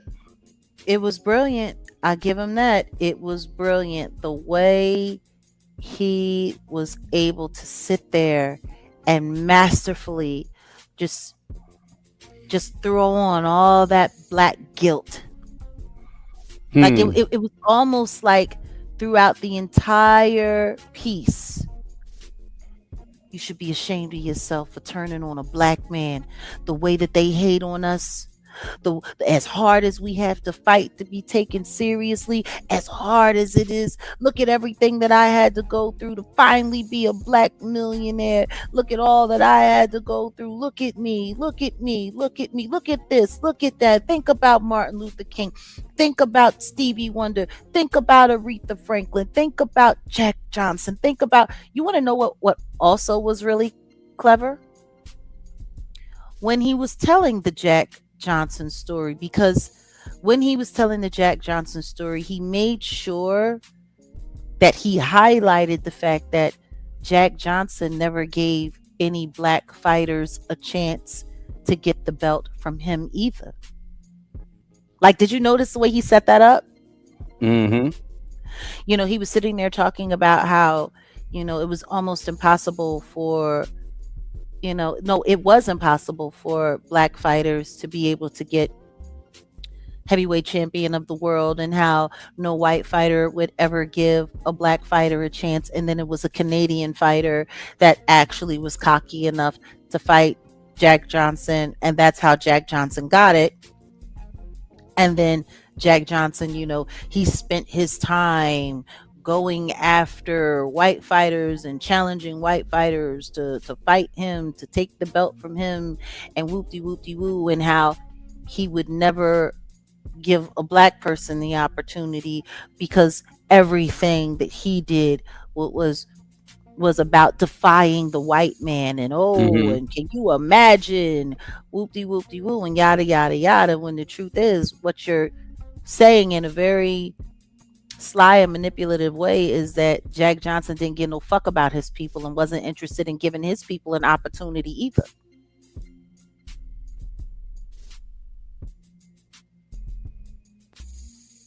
Like, it was very clever.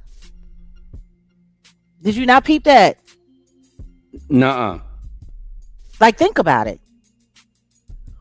Why wouldn't Jack Johnson give another black fighter a chance to win the belt after all of the years they kept it from him? Why would he be selfish and keep it to himself?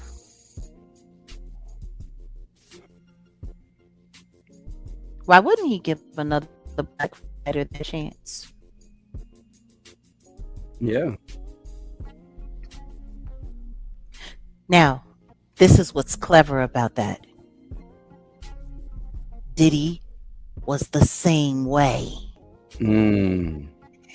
Diddy made it to the top spot and then kept everybody else under his foot and under his shoe, unless you were working in conjunction with him on his agenda.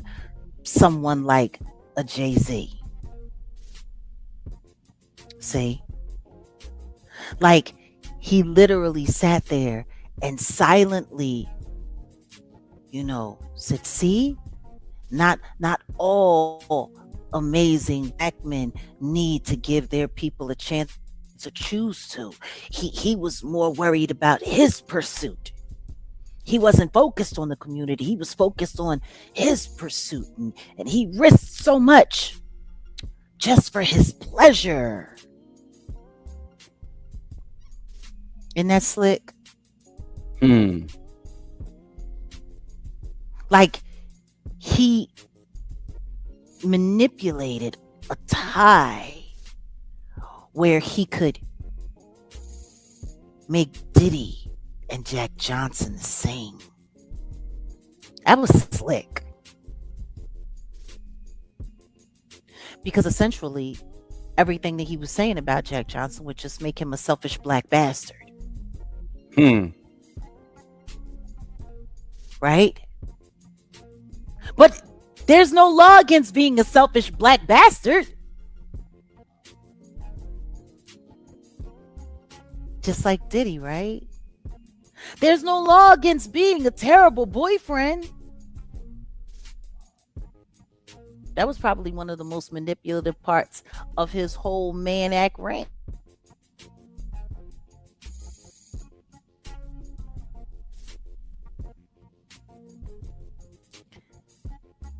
Jack Johnson was going after the purse, and black fighters didn't draw the money.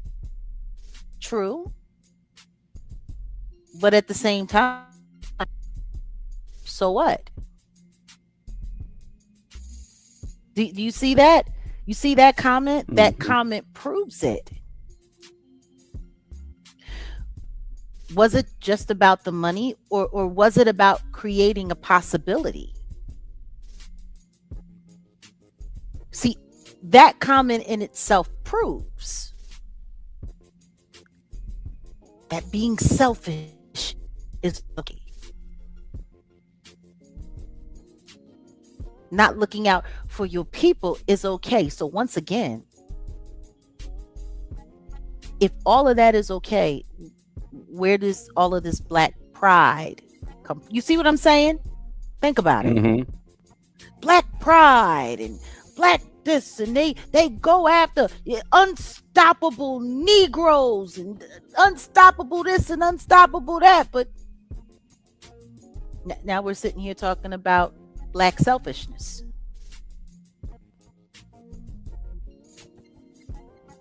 I don't know. Am I stumbling onto something? Yeah. Because black selfishness and black pride don't fall under the same umbrella, do they?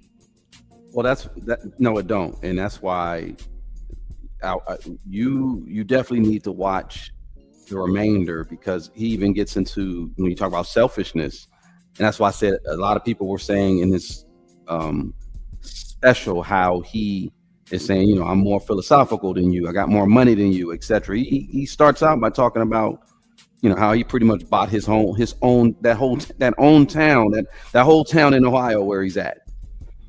That's how he starts out the special. So, and you know, he talks about pissing off white people. Again, like you said, triggering people. You get it? It's very triggering. It's fake black power. It's fake black pride. It's okay to be a selfish black bastard. I got, it's okay. And how dare you turn your back on your people and screw the guy in the White House, because, you know, we just gonna wait it out. We gonna, like, it was race baiting at its finest. And that's why I said I have to give it a 10. I got to give it a 10. That entire special was race baiting at its finest. I don't know. Tell me I'm wrong. Nah, you're not wrong.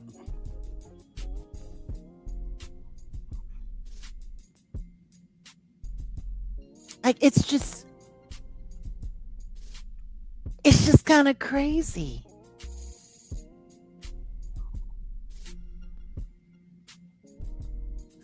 Wait a minute. Somebody said they're talking about the choices that he's making. What I will say is this: the town where he stopped low income housing. Yeah.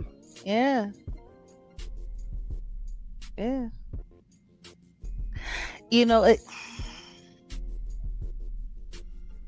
the truth is, what I've learned as I grow and as I get older, that either you're a part of the system or you're an enemy of it. And when you choose to become a part of the system, that's just that. So we've been here for almost 2 hours, guys. Did we drop the link in the chat? Does anybody?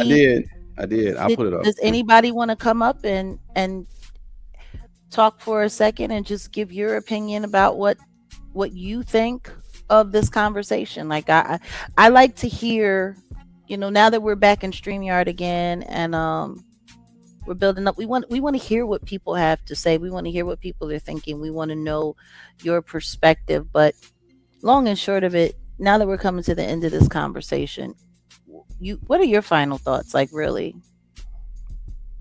Yeah, no, I'm looking at the deeper psychological side of what you've been saying, and that's why I said, which I always said I had to reread, everything in this book, because it's hitting on so much what you're saying about his propaganda piece, because that's basically what this is. And it's is it similar to what COINTELPRO was to the black community in the 50s, 60s, and 70s?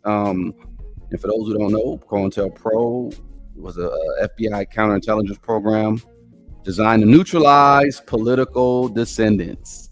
And I say that because Dave Chappelle was so he got political at one point, but not too political. But no, he did. He got political. The last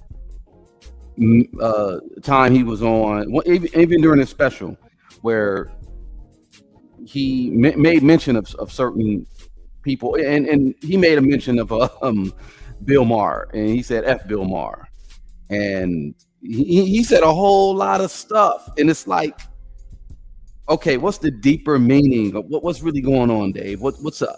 What's up? And like I said, a lot of people follow Dave. A lot of people they look at Dave as like they believe in Dave. Believe in Dave, I guess, like how they believe.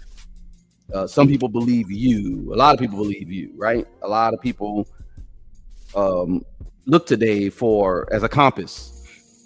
And this could be something where it's like, Dave is sitting here to do something within politics, the political descendants out there. And I say that because he has the ability to say something that can get people going, get people moving. In all honesty, he does. This little situation now with Diddy and all that or whatever, then yeah. We got a mod in the back. Hey, you got to cam up first for a second so I can see who you are, and we'll let you up. A mod.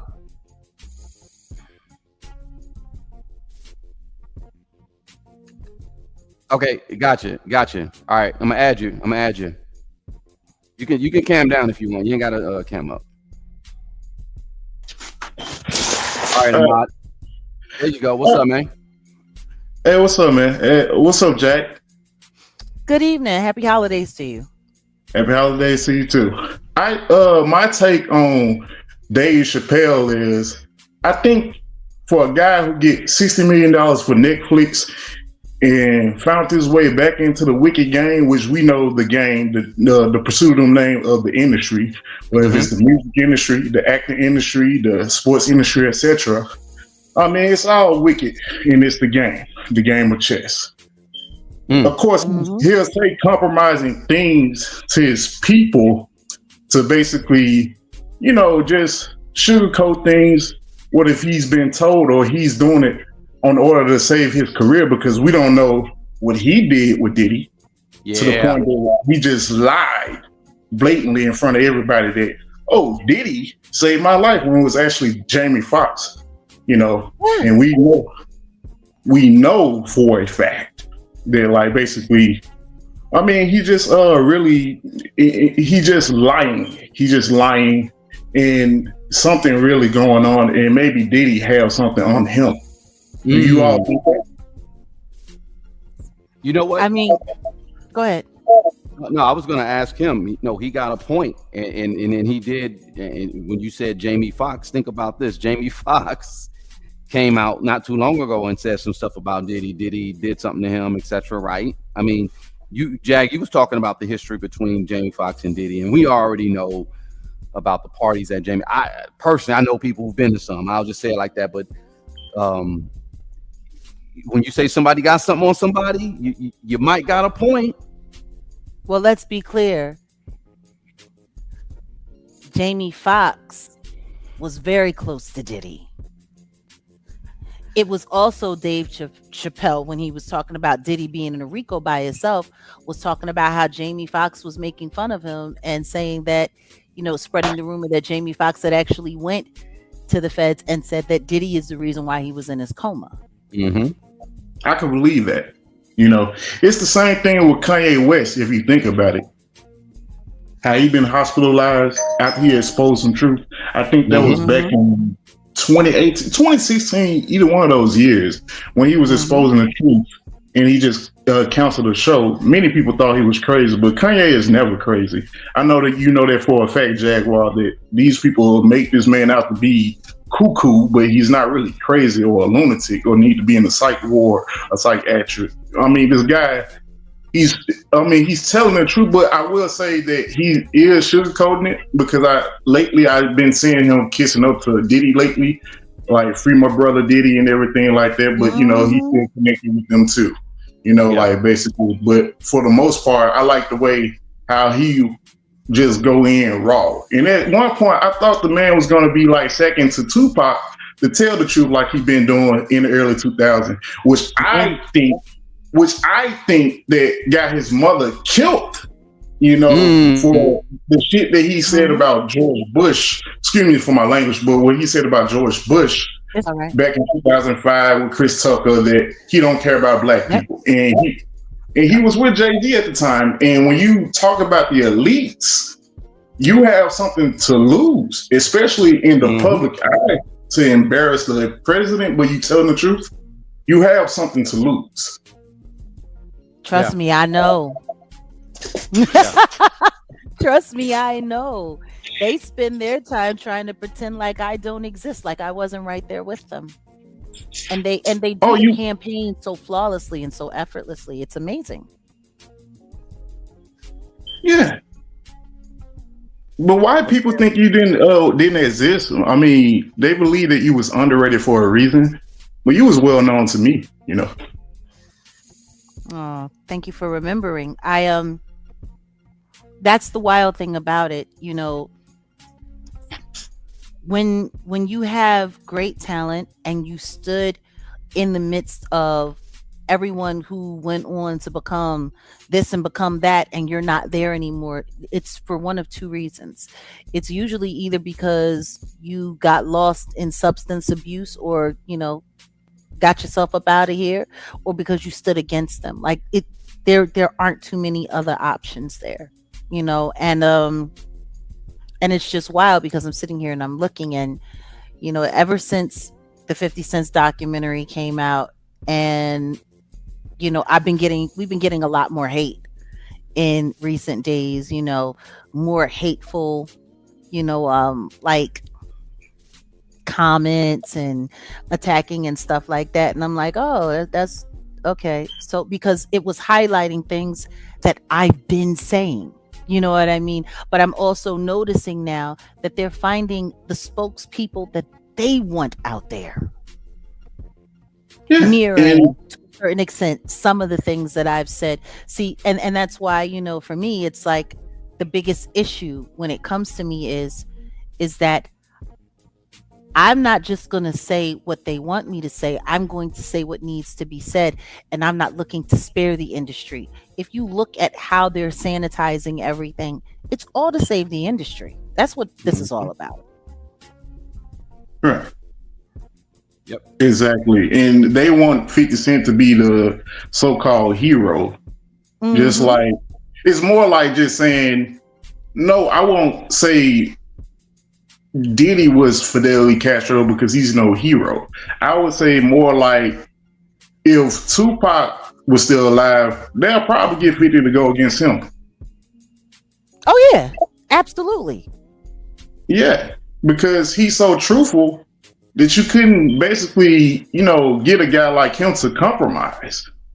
And there'd been a problem with him, especially Diddy, when he couldn't compromise Tupac. You tried to little brother him, but you couldn't little brother Tupac. He was such a strong-minded person who basically didn't take. He didn't listen to nobody that he can't be easily manipulated like Biggie. And Biggie, he was young and all, but he not to take nothing away from him, he was one of the greatest lyricists, but they manipulated him so bad in the industry, very much so, just like the others. But they couldn't get Tupac. And yet, they got them both. As far as murder? Yeah, they got well, yeah, unalive, but yeah, they got them both. Yeah, it's when you look back now and you see it, if you're really paying attention, you get to have a full understanding of what lengths they'll go through to maintain the narrative that they want for society to live by. And I'm sorry, we had someone in the back who just left. If you want to come back, please do. We're not ignoring you. We saw you there. But no, like, it's just, we got to figure out how to keep our people in balance with reality, because I'm telling you, it's so easy for us to just slip into the narrative. Now, yeah, exactly. The narrative. Hello? I just wanted to say, I said I won't. Jag, you're breaking out. And just breaking it with us. Am I breaking up still? Hello? Yeah, you're breaking up. A little bit. Let me remove you from the studio. Thanks for hitting us up though, man. I think it might just be you. Go ahead and say something now. Hello? No, you good? Okay, yeah, you good. Mic good. check 1 2 1 2. You're good. Okay, you want to bring him back? Go ahead. Yep. I appreciate you all, like for having me, Jack, and just to let you know, I'm like a Joshua generation. I'm young. I'm 30. Born in 1995. I'm one of the younger generation who knew about the stuff that was going on in 2009, 2010. That's when the Illuminati got exposed to me, just like everybody else. 2010 was a brand new thing to me about the Illuminati. When I wanted to become an actor, I got discouraged then from becoming in the industry. And I like, man, people like you, people like Tupac, and people like Aaliyah, the people who is alive but who is also dead, went through the industry so we couldn't go to the industry. It's more like Jesus Christ himself sacrificed himself as a prophet for us to make it, like basically in a way. Mm. Thank you for that acknowledgement. I appreciate you. And I just wanted to let you know, we appreciate you and your opinion. Like, we encourage people to come forward and speak, because I want everyone to become a part of this conversation. I don't want to be the only person having this conversation. I want everyone to get, we need to let the public know that people are thinking, people are listening, people are watching, and people are learning. So thank you for sharing your knowledge with us tonight. Yes, ma'am. Have a good day and have a good holiday for both of you all. Absolutely. Right, you too, and hopefully we'll see you again. All right. We Salute to Ahmad, our young warrior. Oh my God, he was born in 95. I love it we when had our young someone people else. come forward and they speak. Yeah, it was Quiet One that was coming that it popped The, up. the She said she had quiet is it the quiet one stepped back or to okay, allow the yeah. conversation. No. Come on back up. She said if she thought we wouldn't have time, you can. Come on, you good to go. And then We can make a anybody couple. else wanna We can take a couple more come minutes. on and hit the link? Yeah, if you the link's in the chat again, and yep, come on through. Oh, no worries, Michael. We know it's already Christmas over there. So if you guys, Yeah, you yeah, I guys are in guess the they're future. celebrating Christmas over there. They're already there. But if not, we can get ready to shut it down. What I will say is, for me, last thoughts on this. I need to go back and I need to watch it all because what I've seen from what I saw, the 75-80% of what I saw, I mean, like I said, it was brilliantly put together, masterfully put together, and it was propaganda if I've ever seen it.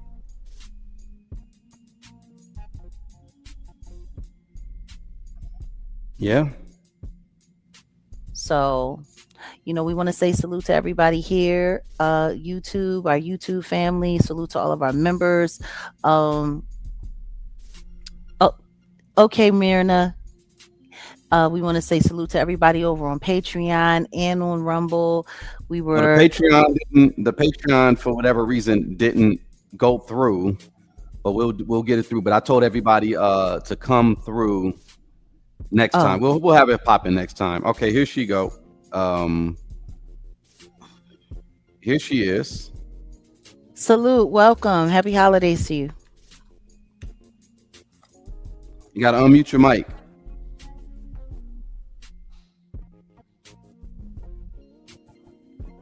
That was an accident. Uh-oh. Yes, Can there you you hear go. me? We can hear you now. Yeah, thanks for letting me come up. I won't hold you too long. I just want to say I agree.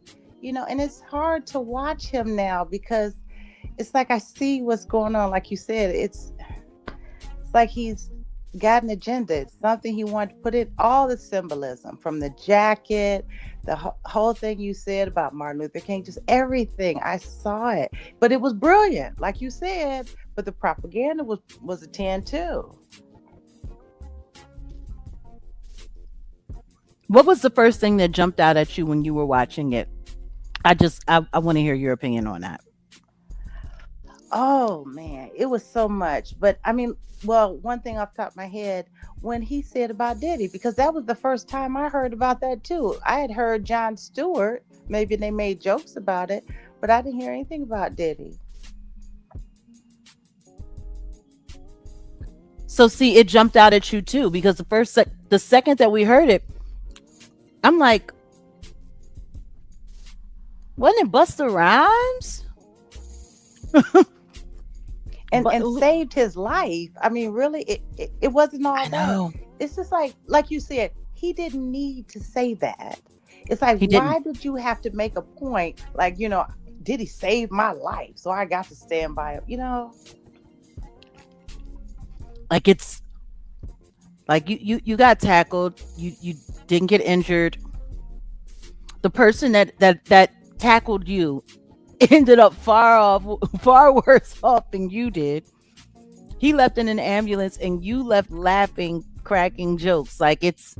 But Diddy saved your life. And it's wild because if you go back and you look at the footage, you don't see Diddy anywhere there. You can see Busta Rhymes, creeping around. You see Jamie Foxx, you see Chris Rock, you see, but that was a very divisive year for the Black entertainment world. Like just a couple months before that, it was Will Smith slapping Chris Rock at the Oscars. And then this thing happened. And honestly, when I look at it now, I think I need to go back. We need to go back and research what really was going on in 2022. Yeah. Because when you think about the Chris Rock slap with Will Smith, that's the thing that stood out the most. That's the one thing that stood out the most. But you like, because honestly, up until hearing him talk about it, I haven't even thought about him being attacked at that Netflix event. Yeah. I haven't even thought about it. Just Like, it's watching not it, something. and at the end, when Mhm. I saw all the pictures, I just thought about that George Carlin quote about it being a club, and we ain't in it. Mm-hmm. It it's just so many connections I see to this and that, and it's like a script they're writing. I don't know. I know. I know. But I'm glad to hear your opinion on it. Is there anything else that you wanted to say before we wrap up? No, that's it. Thanks for letting me up again. It's giving me some courage Oh to no, try. absolutely. We appreciate having all of our people come forward and just, share their thoughts and ideas. And you keep coming up. We appreciate you. Thank you very much. Have a good night, everybody. You All too, and right. enjoy your holiday. All right. So I we're guess gonna get that's it. ready to Yeah. get out of here. And I think we've said all we needed to say on this topic. And last thing from me, and this is just for everyone out there listening. Oh, we got a new member. Welcome. Welcome, Go Cree Cree. This holiday, this year is probably one of the first years where I've made an active choice to not engage in the holiday season hoopla. It's been an active choice of mine. I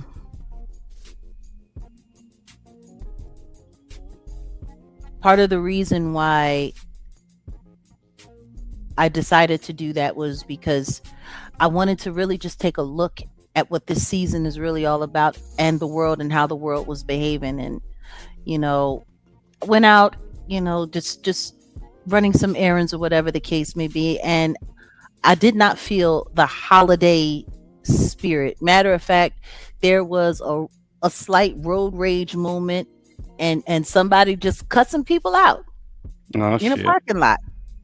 Um, and I'm looking at people, and everyone is so caught up into the spending money, buying gifts, doing this, doing that, whoopty whoopty woo, yada yada yada, so and so forth. There, it it didn't feel like Christmas. Like when I was younger, there used to be a energy in the air of, oh, it's Christmas time, it's this, it's that. That's not what I've seen from what I've seen being out this year. It's kind of like everyone's working like robots, and everyone's just operating like robots to, you got to get this, you got to get that, you got to do this, you got to do that, got to have this. It's really not what it used to be. And when I think about what it's supposed to mean, outside of somebody broadcasting their church services or whatever, yada yada yada, like there's very little focus on what this is really supposed to be about.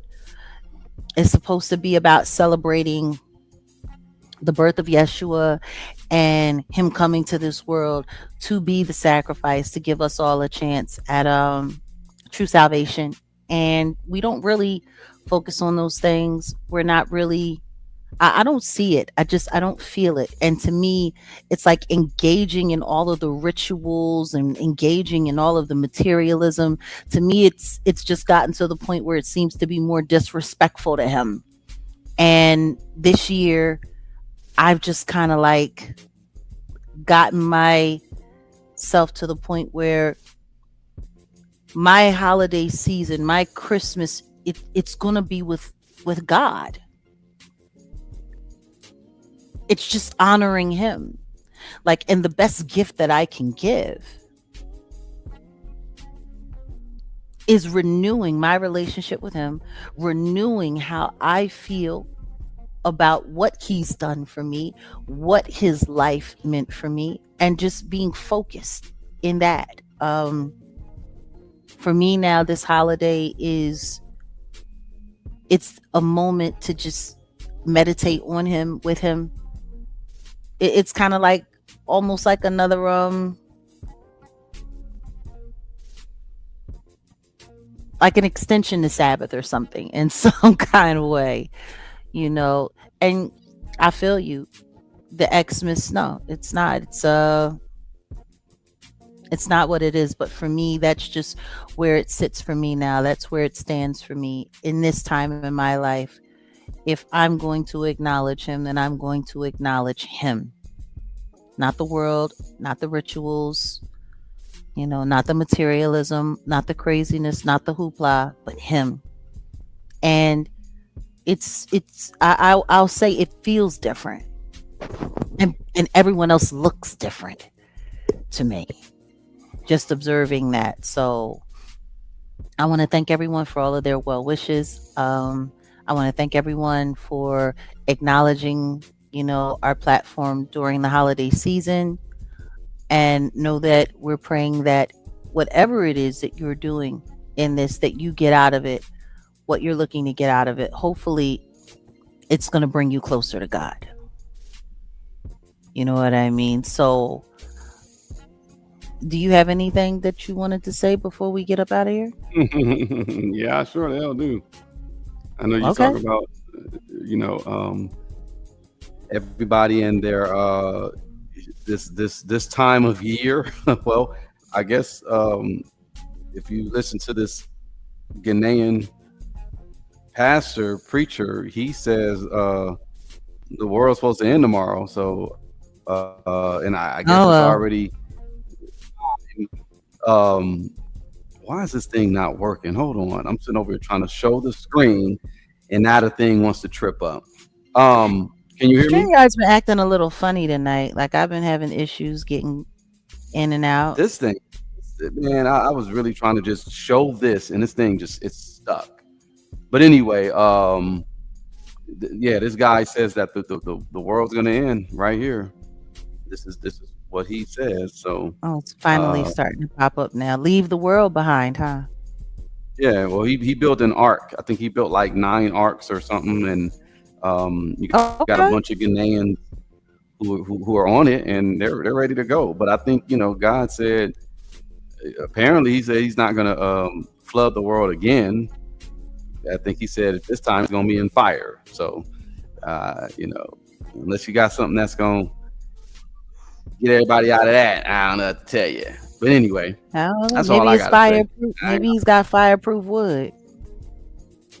Hey, if that's the case, that's some marvelous ish right there. But anyway, I ain't got much to say, and yeah, let's roll then. Let's get ready to get up out of here then.